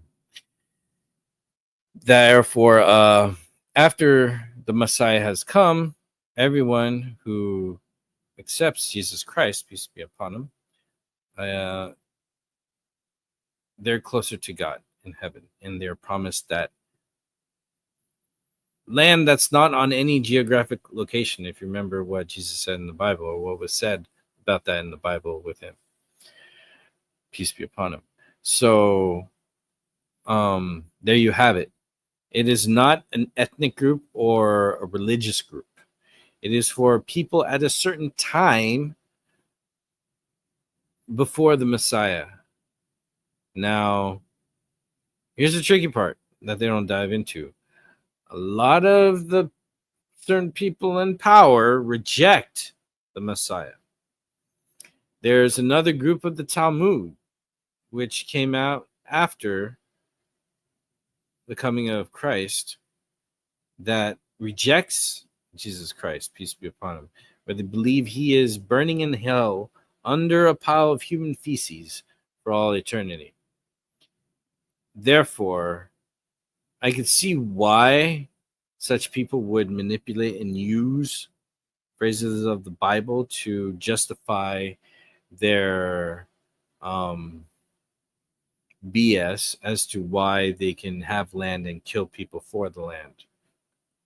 And when you look at the facts of that and the reality of what's going on, using that as an excuse, that is blasphemy against your faith, should you be a Christian. And if you're a Christian, for the slaughter of innocent people to have land for another ideological group that's not even your faith, that's even more disgusting and shameful. Like, what's wrong with you? Like, hello? Is your faith to support someone else's faith that conflicts your own? I don't understand that. We're all under God, and we all are going to be judged for our actions. All our good actions, all our bad actions is going to be judged. And there's no escaping that. There's no team you could join that would free you from that judgment.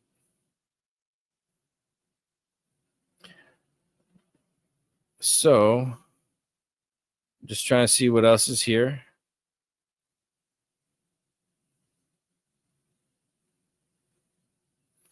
And then we're going to call it a show.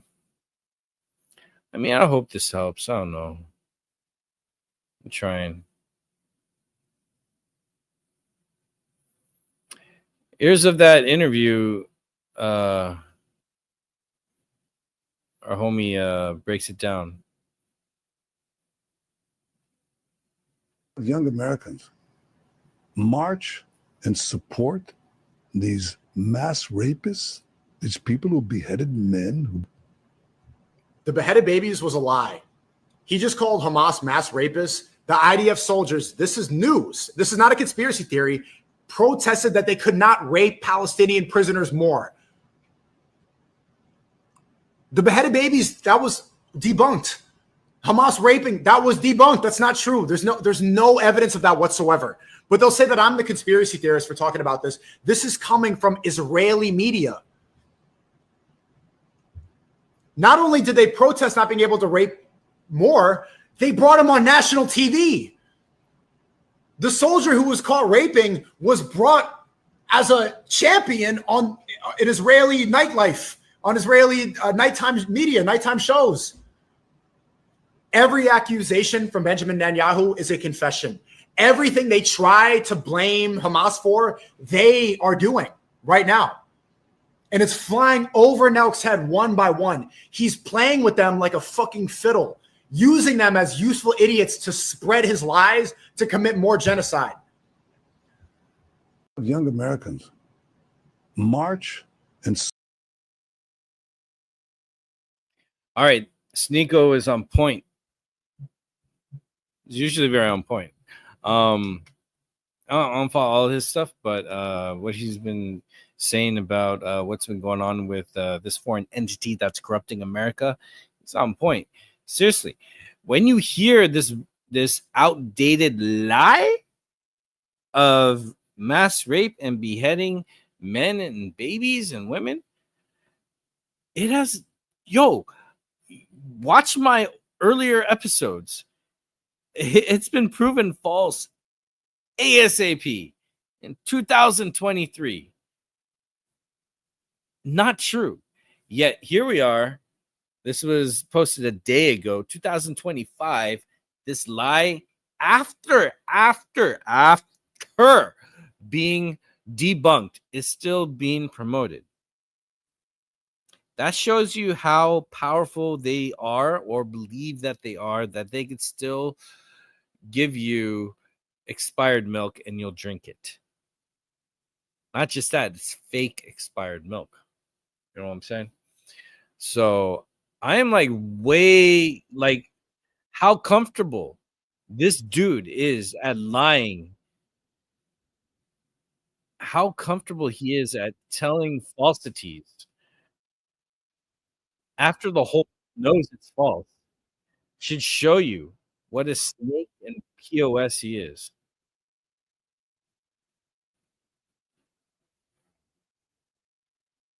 Since we're into debunking Zionist propaganda, let's see another video about debunking Zionist propaganda.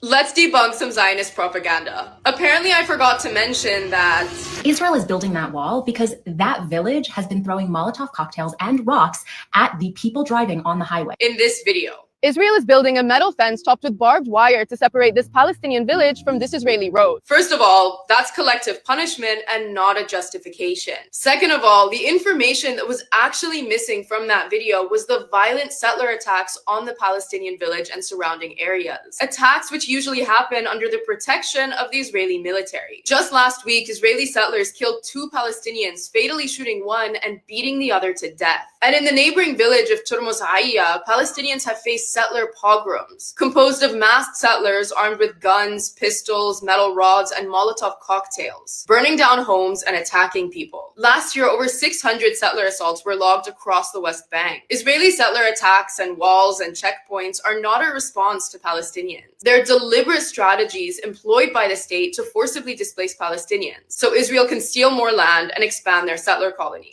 Jacob, you know this is not your house. Yes, but if I go, you don't go back. So what's the problem? Why are you yelling at me? I didn't do this.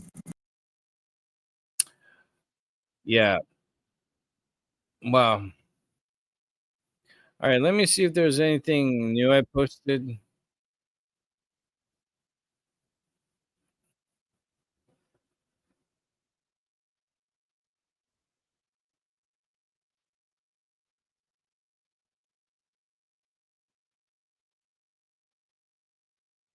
All right, let me show you some people who are standing up in other parts of the world. Part 1, Japan. Japanese protester for freedom of Palestine going up against an Israeli Zionist in Japan. Free Palestine! Free Palestine! Free Palestine! Fuck Israel! Free Palestine!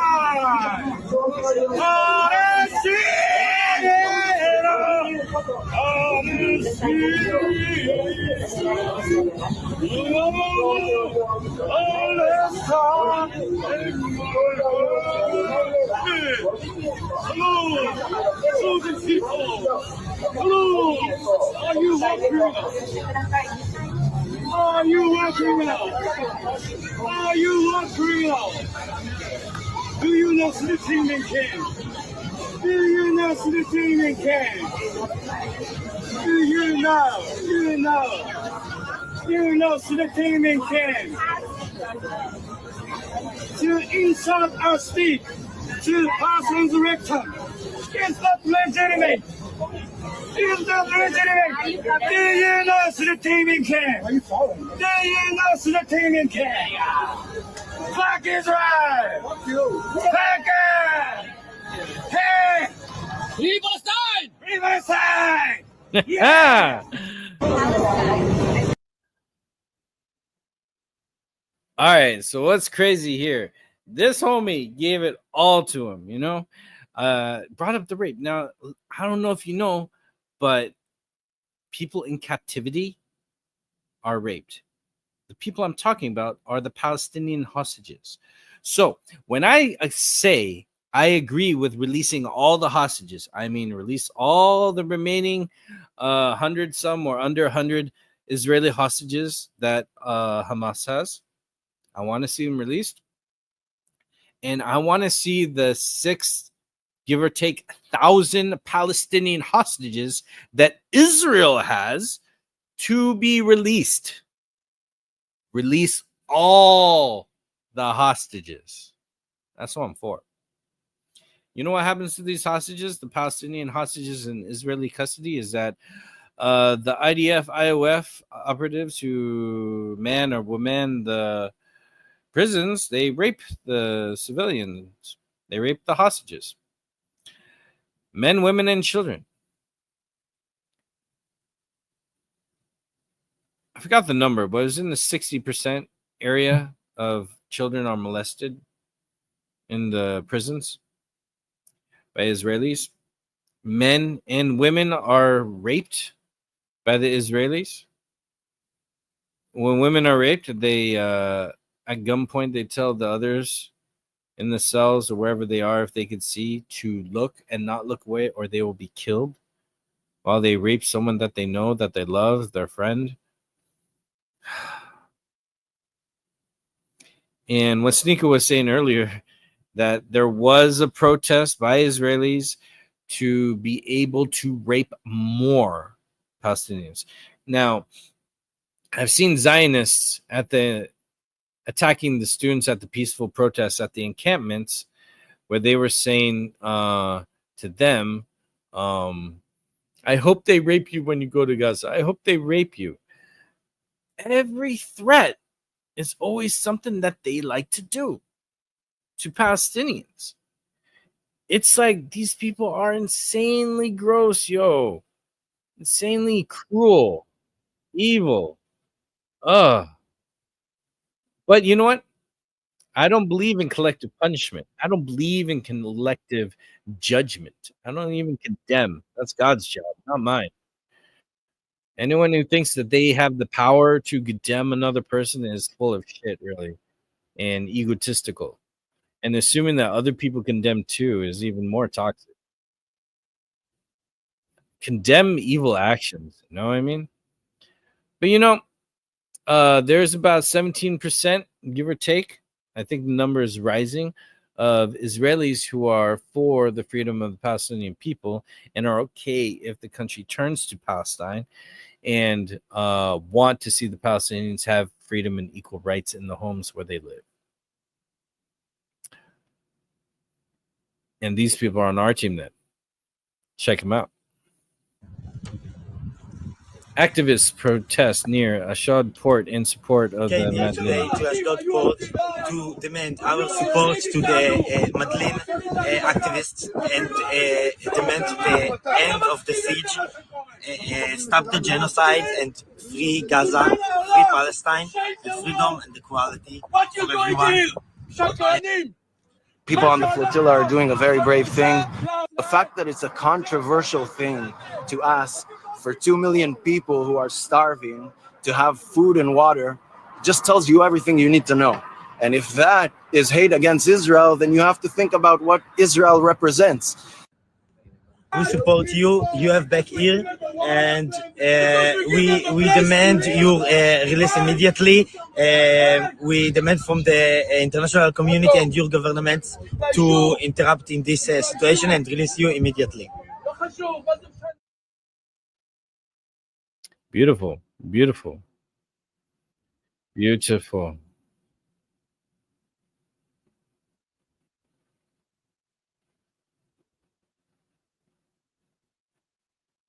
All right, just checking through these.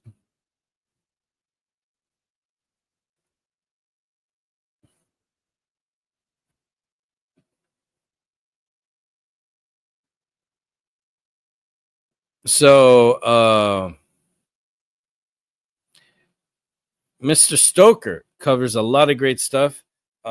Check out his podcast series. There's a link to it in my channel. If not, I'll make sure I put it in the description as soon as I can after we're done being live.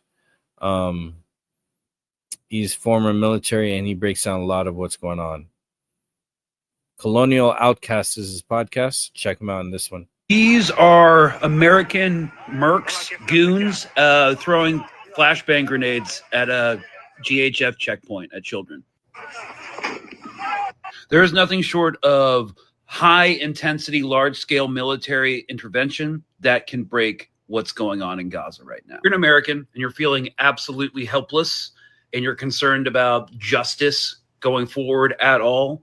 There will have to be however the situation is settled, however it ends, people will have to be held accountable. If you're inclined, we need citizen sleuths to find out who these guys are. And they go into the same public database as the ICE officers, and we'll let human nature take its natural course. And if you have spare cash, levels, Gaza, I'll have the link in my stories.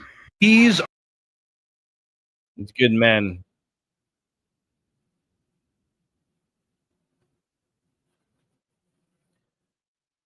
Okay. We're getting to the end of our show. And if you listen to me, hopefully you're listening to me.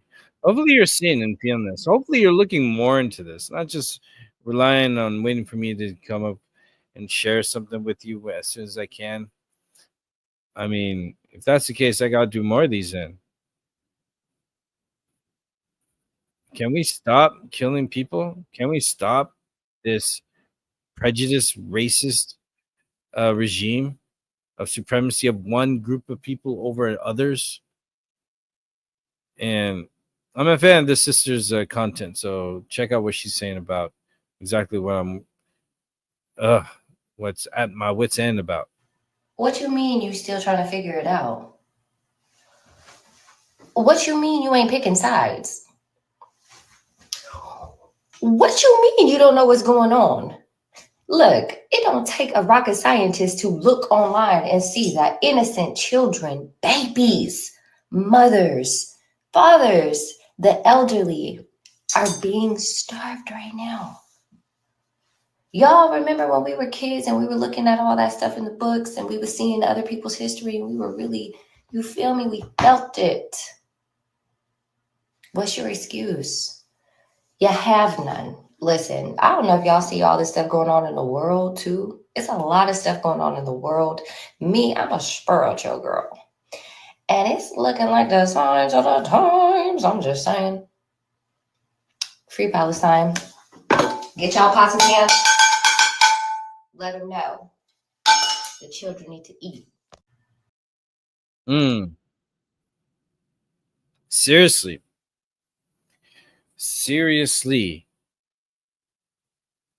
Like, what the hell? Let's go back to the news of beheaded babies and how that all made us feel. That stirring, that shock, that inhumane slaughter of innocent people, right? But we saw no evidence of it. But that affected a lot of you. A lot of you to claim death upon another group of people without a hesitation, like 9/11. Interesting, right? So now that about a month after that happens, it's debunked. Y'all still believe it's true. Then the next day, families and children are targeted and slaughtered in Gaza. And people are attacked in West Bank. And there's evidence, there's witnesses, there's testimonials, there's proof of all that slaughter that you even saw in today's video, today's show. Yet you feel nothing. You felt more for a lie that put an idea in your head and you visualized whatever you wanted or could to make sense of that in shock or whatever. But then the truth of the matter here of actual children dying and people being targeted and killed. And it's just like a numbing effect. What's wrong with you? Seriously, if that is you, what is wrong with you? What are you missing? What's making you a coward? Do you feel? Do you care? Are you even human?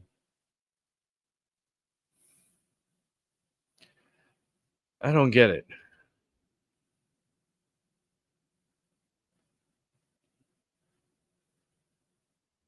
Like, I would like you or anyone to come up to me, and I'm going to have one or two reactions. First reaction, I'm going to find out if you know as much as I know, like the basic of what I know. Then we can have a conversation, and then I can care about how you feel, because I know you're looking at the whole situation. You're not ignoring the full story. You're not ignoring the sides. You're not ignoring details. I know you're looking at it objectively, and I believe your morality will take you to the same place I found myself at. So the other reaction is if you are in denial and support of the slaughter, like you justify it, then we ain't talking, because you've already made your bed with the devil. In the Warsaw Ghetto, when the Jews were concentrated in this crowded area of Warsaw, and the Germans were deporting people, you know what the Germans did? They offered the Jews who were starving bread and jam to get on these trains and to ship them to their deaths. In Gaza, we've seen now for weeks upon weeks upon weeks, every day, people desperately lining up for food and then being killed. And Israeli soldiers have described how they've been ordered to shoot on people lining up for food. People that were no threat to them whatsoever. People that weren't even close to them to pose any kind of a threat. People that were unarmed.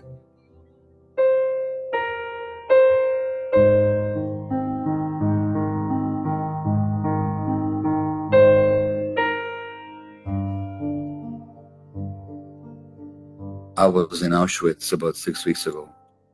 It was my first actual visit there. And I stood at the very place, or near the very place, where my grandparents would have landed in the transport on their way to the gas chamber. And where I, as an infant, almost ended up with my mother. And I've been reading books about Auschwitz since I've been there. And starvation was used as a weapon there. People were deliberately starved. Children were deliberately starved.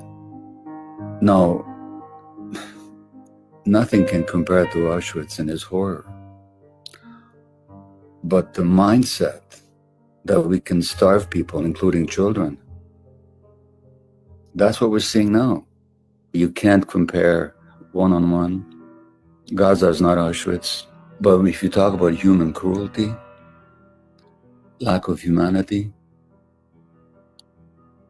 deliberate suffering imposed on people, the energy of it is the same.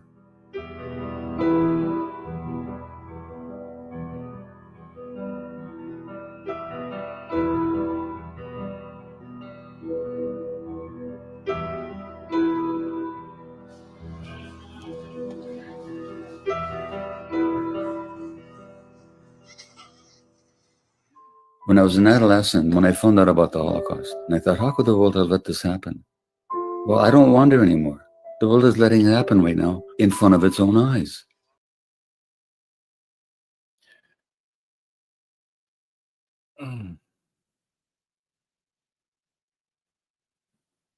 How could it happen? How could it happen?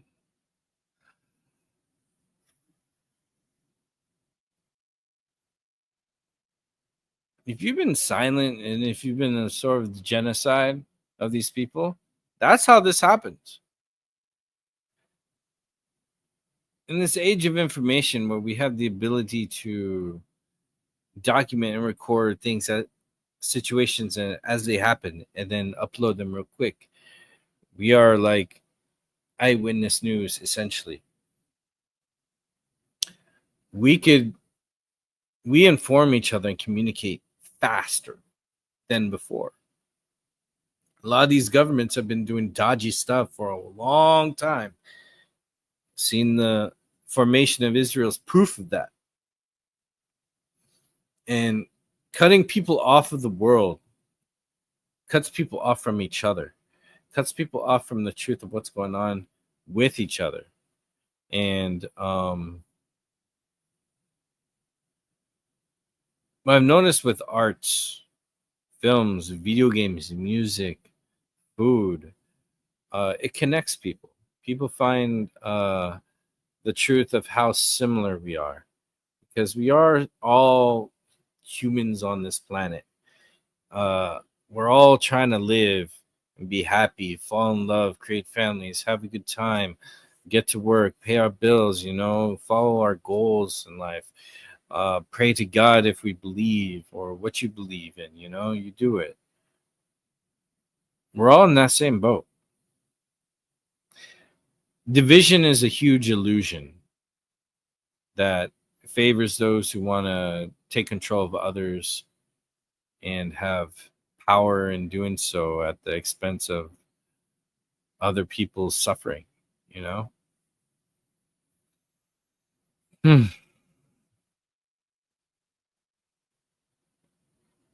But now we see it, and it's been documented, because it has to stop.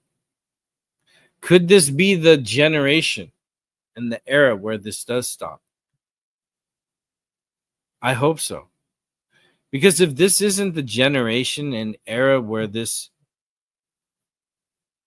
violent, bloody slaughter of this military complex, industrial, capitalistic empire, if it doesn't stop, I'm afraid there's no going back. It only gets worse because if you've allowed it. Your complicity and silence allows slaughtering children, allows starving people, allows mass murdering people with multiple kinds of destructive weapons, white phosphorus, hellfire missiles, bombs, fire, sniper fire, imprisonment, displacement, sexual abuse, mutilation, torture, living as a second-rate human being, having no equal rights, being stripped of your homelands, being stripped of your home, families torn apart. That is all being normalized right now with your silence and support of this ethnic cleansing and genocide going on. I don't know if you've seen this movie by Zack Snyder, Rebel Moon. Rebel Moon Part 2 revealed that these big ships, powerful warships, that go around the galaxy and space and conquer and attack and other kingdoms and their enemies. Very powerful, destructive things that run off of the fuel of the remains of people who once were alive. It's fueled by death. No different than it's ever been. No different than today. That's not humanity. That's definitely not what God wants.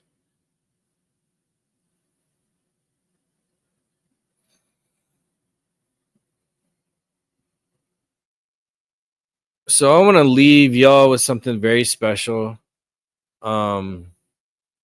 If you made it this far, thank you so much. I appreciate you. There's this content creator I got to meet last weekend. He's making his rounds of visiting the protest banner drops that we do on a weekly basis that I try and be a part of as much as I can. I think he goes by Resistance is Beautiful. Let me show you this amazing human being right here.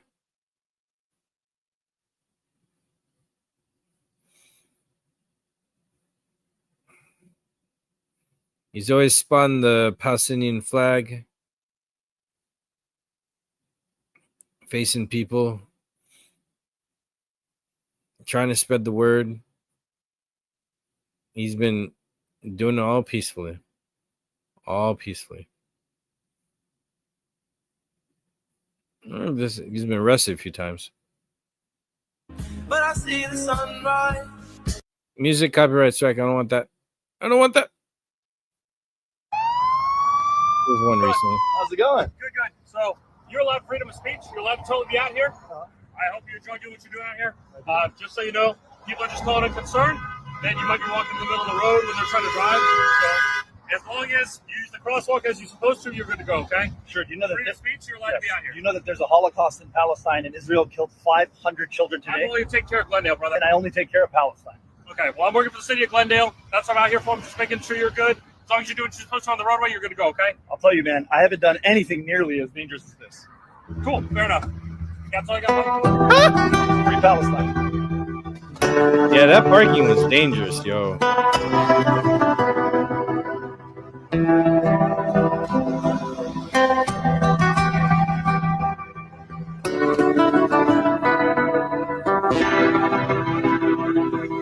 He's all staying there tapping on his computer and then driving up.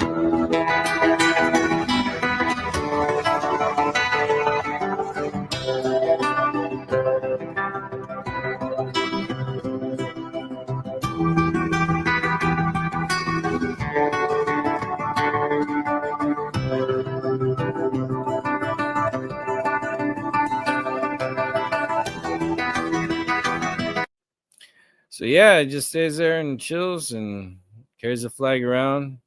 And I got to meet him. Here we are right here. Yo! So wear capes, they wear headbands. Yo! The legend! Free Palestine!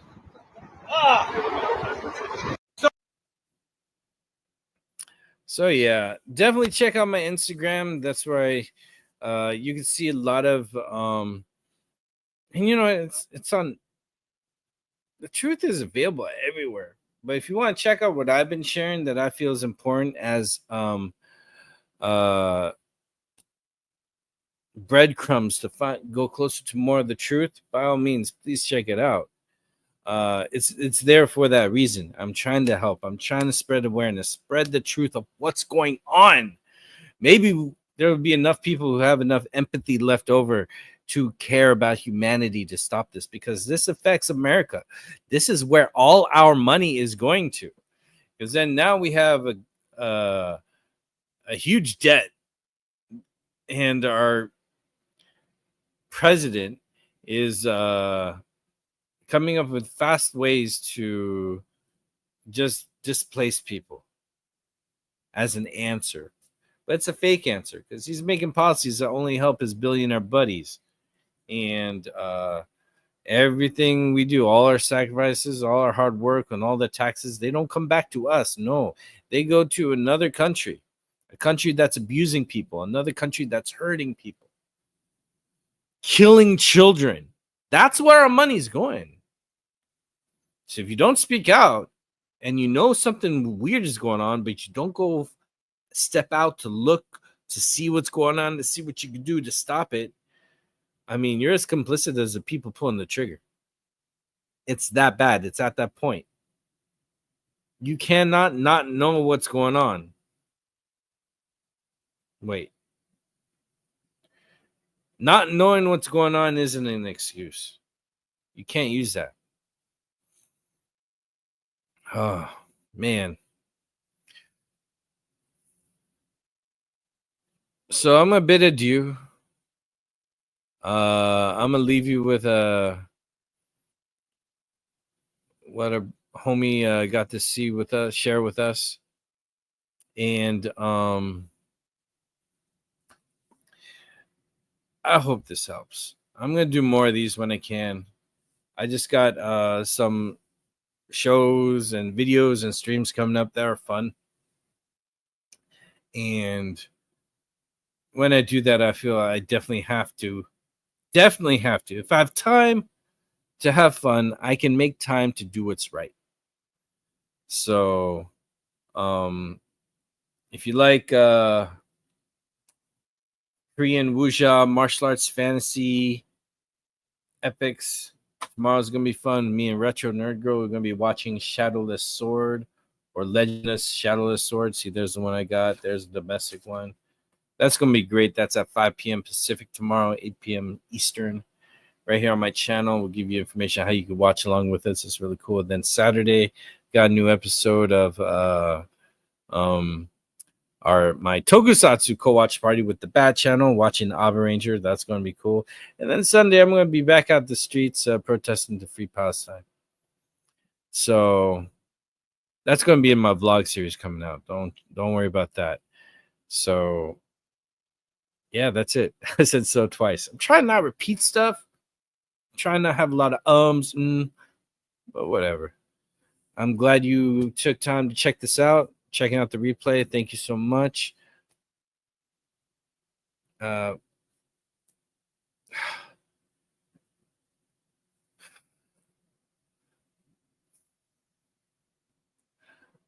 just want to do more. I don't know. I just want this to stop, man. I want to stop the killing of children and innocent people, and this.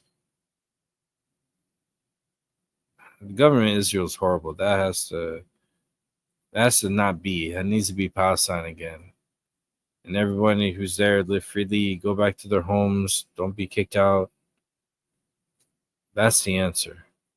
Siding with the villains is never the answer. The more that happens, the more this country's going to be lost. But I do have hope. I feel enough people are waking up. I'm seeing more people speak out. People who've been in this longer than I have been telling me that they see a change. And that gives me hope, because I did come to the truth a lot later, which means it's not too late for you. You're listening to this and taking time, and you made it this far. Thank you so much. Like I said before, I really, really, really appreciate it, because I'm trying to help, trying my darndest to use my platforms to help, because I'm just at my limits of what I can do. I'm not going to stop. I'm going to keep doing it. It's just my heart breaks every single day when I see a child die, innocent people slaughtered, and our government lies and our media lies. It's bothersome. Very, very bothersome. But resistance is beautiful. Left us with some beautiful, inspiring words. I'm going to post this later tonight after this as well. So check it out, and free Palestine, and I'll see you next time. Here we go. Really proud and honored to see all of you here, and to come out and get to meet you all one by one and see what you guys are doing. It's beautiful. I know it could feel very difficult right now with all of the Palestinians starving to death and being bombed daily, and it could feel pretty hopeless. But this has happened in history, and the best that you can do is whatever is in your hands. Do not blame yourself, and there is no reason to feel an overwhelming amount of guilt, just a healthy amount, because you're doing what you can, and the rest is in God's hands. If God wrote this, then we have to accept it. That does not mean you don't do what you can within your own hands. So if you look, like, as a Muslim, I look to the Quran. And there are many instances where the prophets who went through so much turmoil put their best foot forward, and sometimes things worked out and sometimes they did not. But they never lost hope in Allah. They never lost hope in God. You look at, like, the story of Musa, of Moses. Pharaoh would call himself a god, and he would kill babies, boys 1 year, girls another year. Boys 1 year, girls another year. The prophet Moses was not a prophet till like the age of 40. And he was so scared that he asked God to make Harun, Aaron, a prophet with him. And even then it was still difficult. So what you can do is whatever is within your capabilities. You boycott, you go out, you protest. And when you do that today, when you go home, you should feel a sense of pride. You should not feel a sense of shame. If you're not doing anything, you should feel shame. But if you did what you did today, you should go back home feeling a sense of relief. You are doing what's right.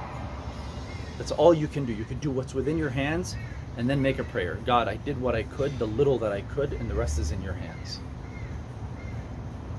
But we also have to trust the wisdom of God. Prophet Joseph was betrayed by his brothers. They threw him into a well. He was betrayed by them as a baby. And then he was imprisoned by a woman that made a false accusation against him. And he was in jail for more than a decade. And that's just God's wisdom. So it's not like he was a bad person. So at some point you do need to come to peace with the fact that you did what you could and the rest is written by God. And if you ever doubt, and I will tell you this, we may never meet again, so I have no benefit to tell you this. I am telling you the truth.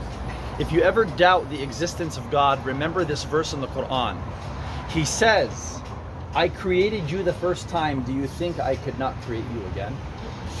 Were we here 2 million years ago in this Del Taco? We were not 2 million years ago, but we are here, are we not? On the day of judgment, they will say, Man ba'athana min marqadina, who has woken us from our sleep? It's the King who created you the first time. There is a day of judgment. And God says in the Quran, it's a wa'id, it's a promise, 100%. There is a day of judgment. As sure as you are here today, there is a day of judgment. And these Jewish supremacists and these Israelis will pay for their crimes. And you have to believe that. Because you are here now, flesh and bone. So are you going to doubt the Creator that He cannot create you again? He will create you again, and you will be held accountable for your good deeds and for your bad deeds, all of us. So worry about yourself. Try to perfect what you have inside, to be sincere, and then you do the rest for the world. But if God has written this, God has written this.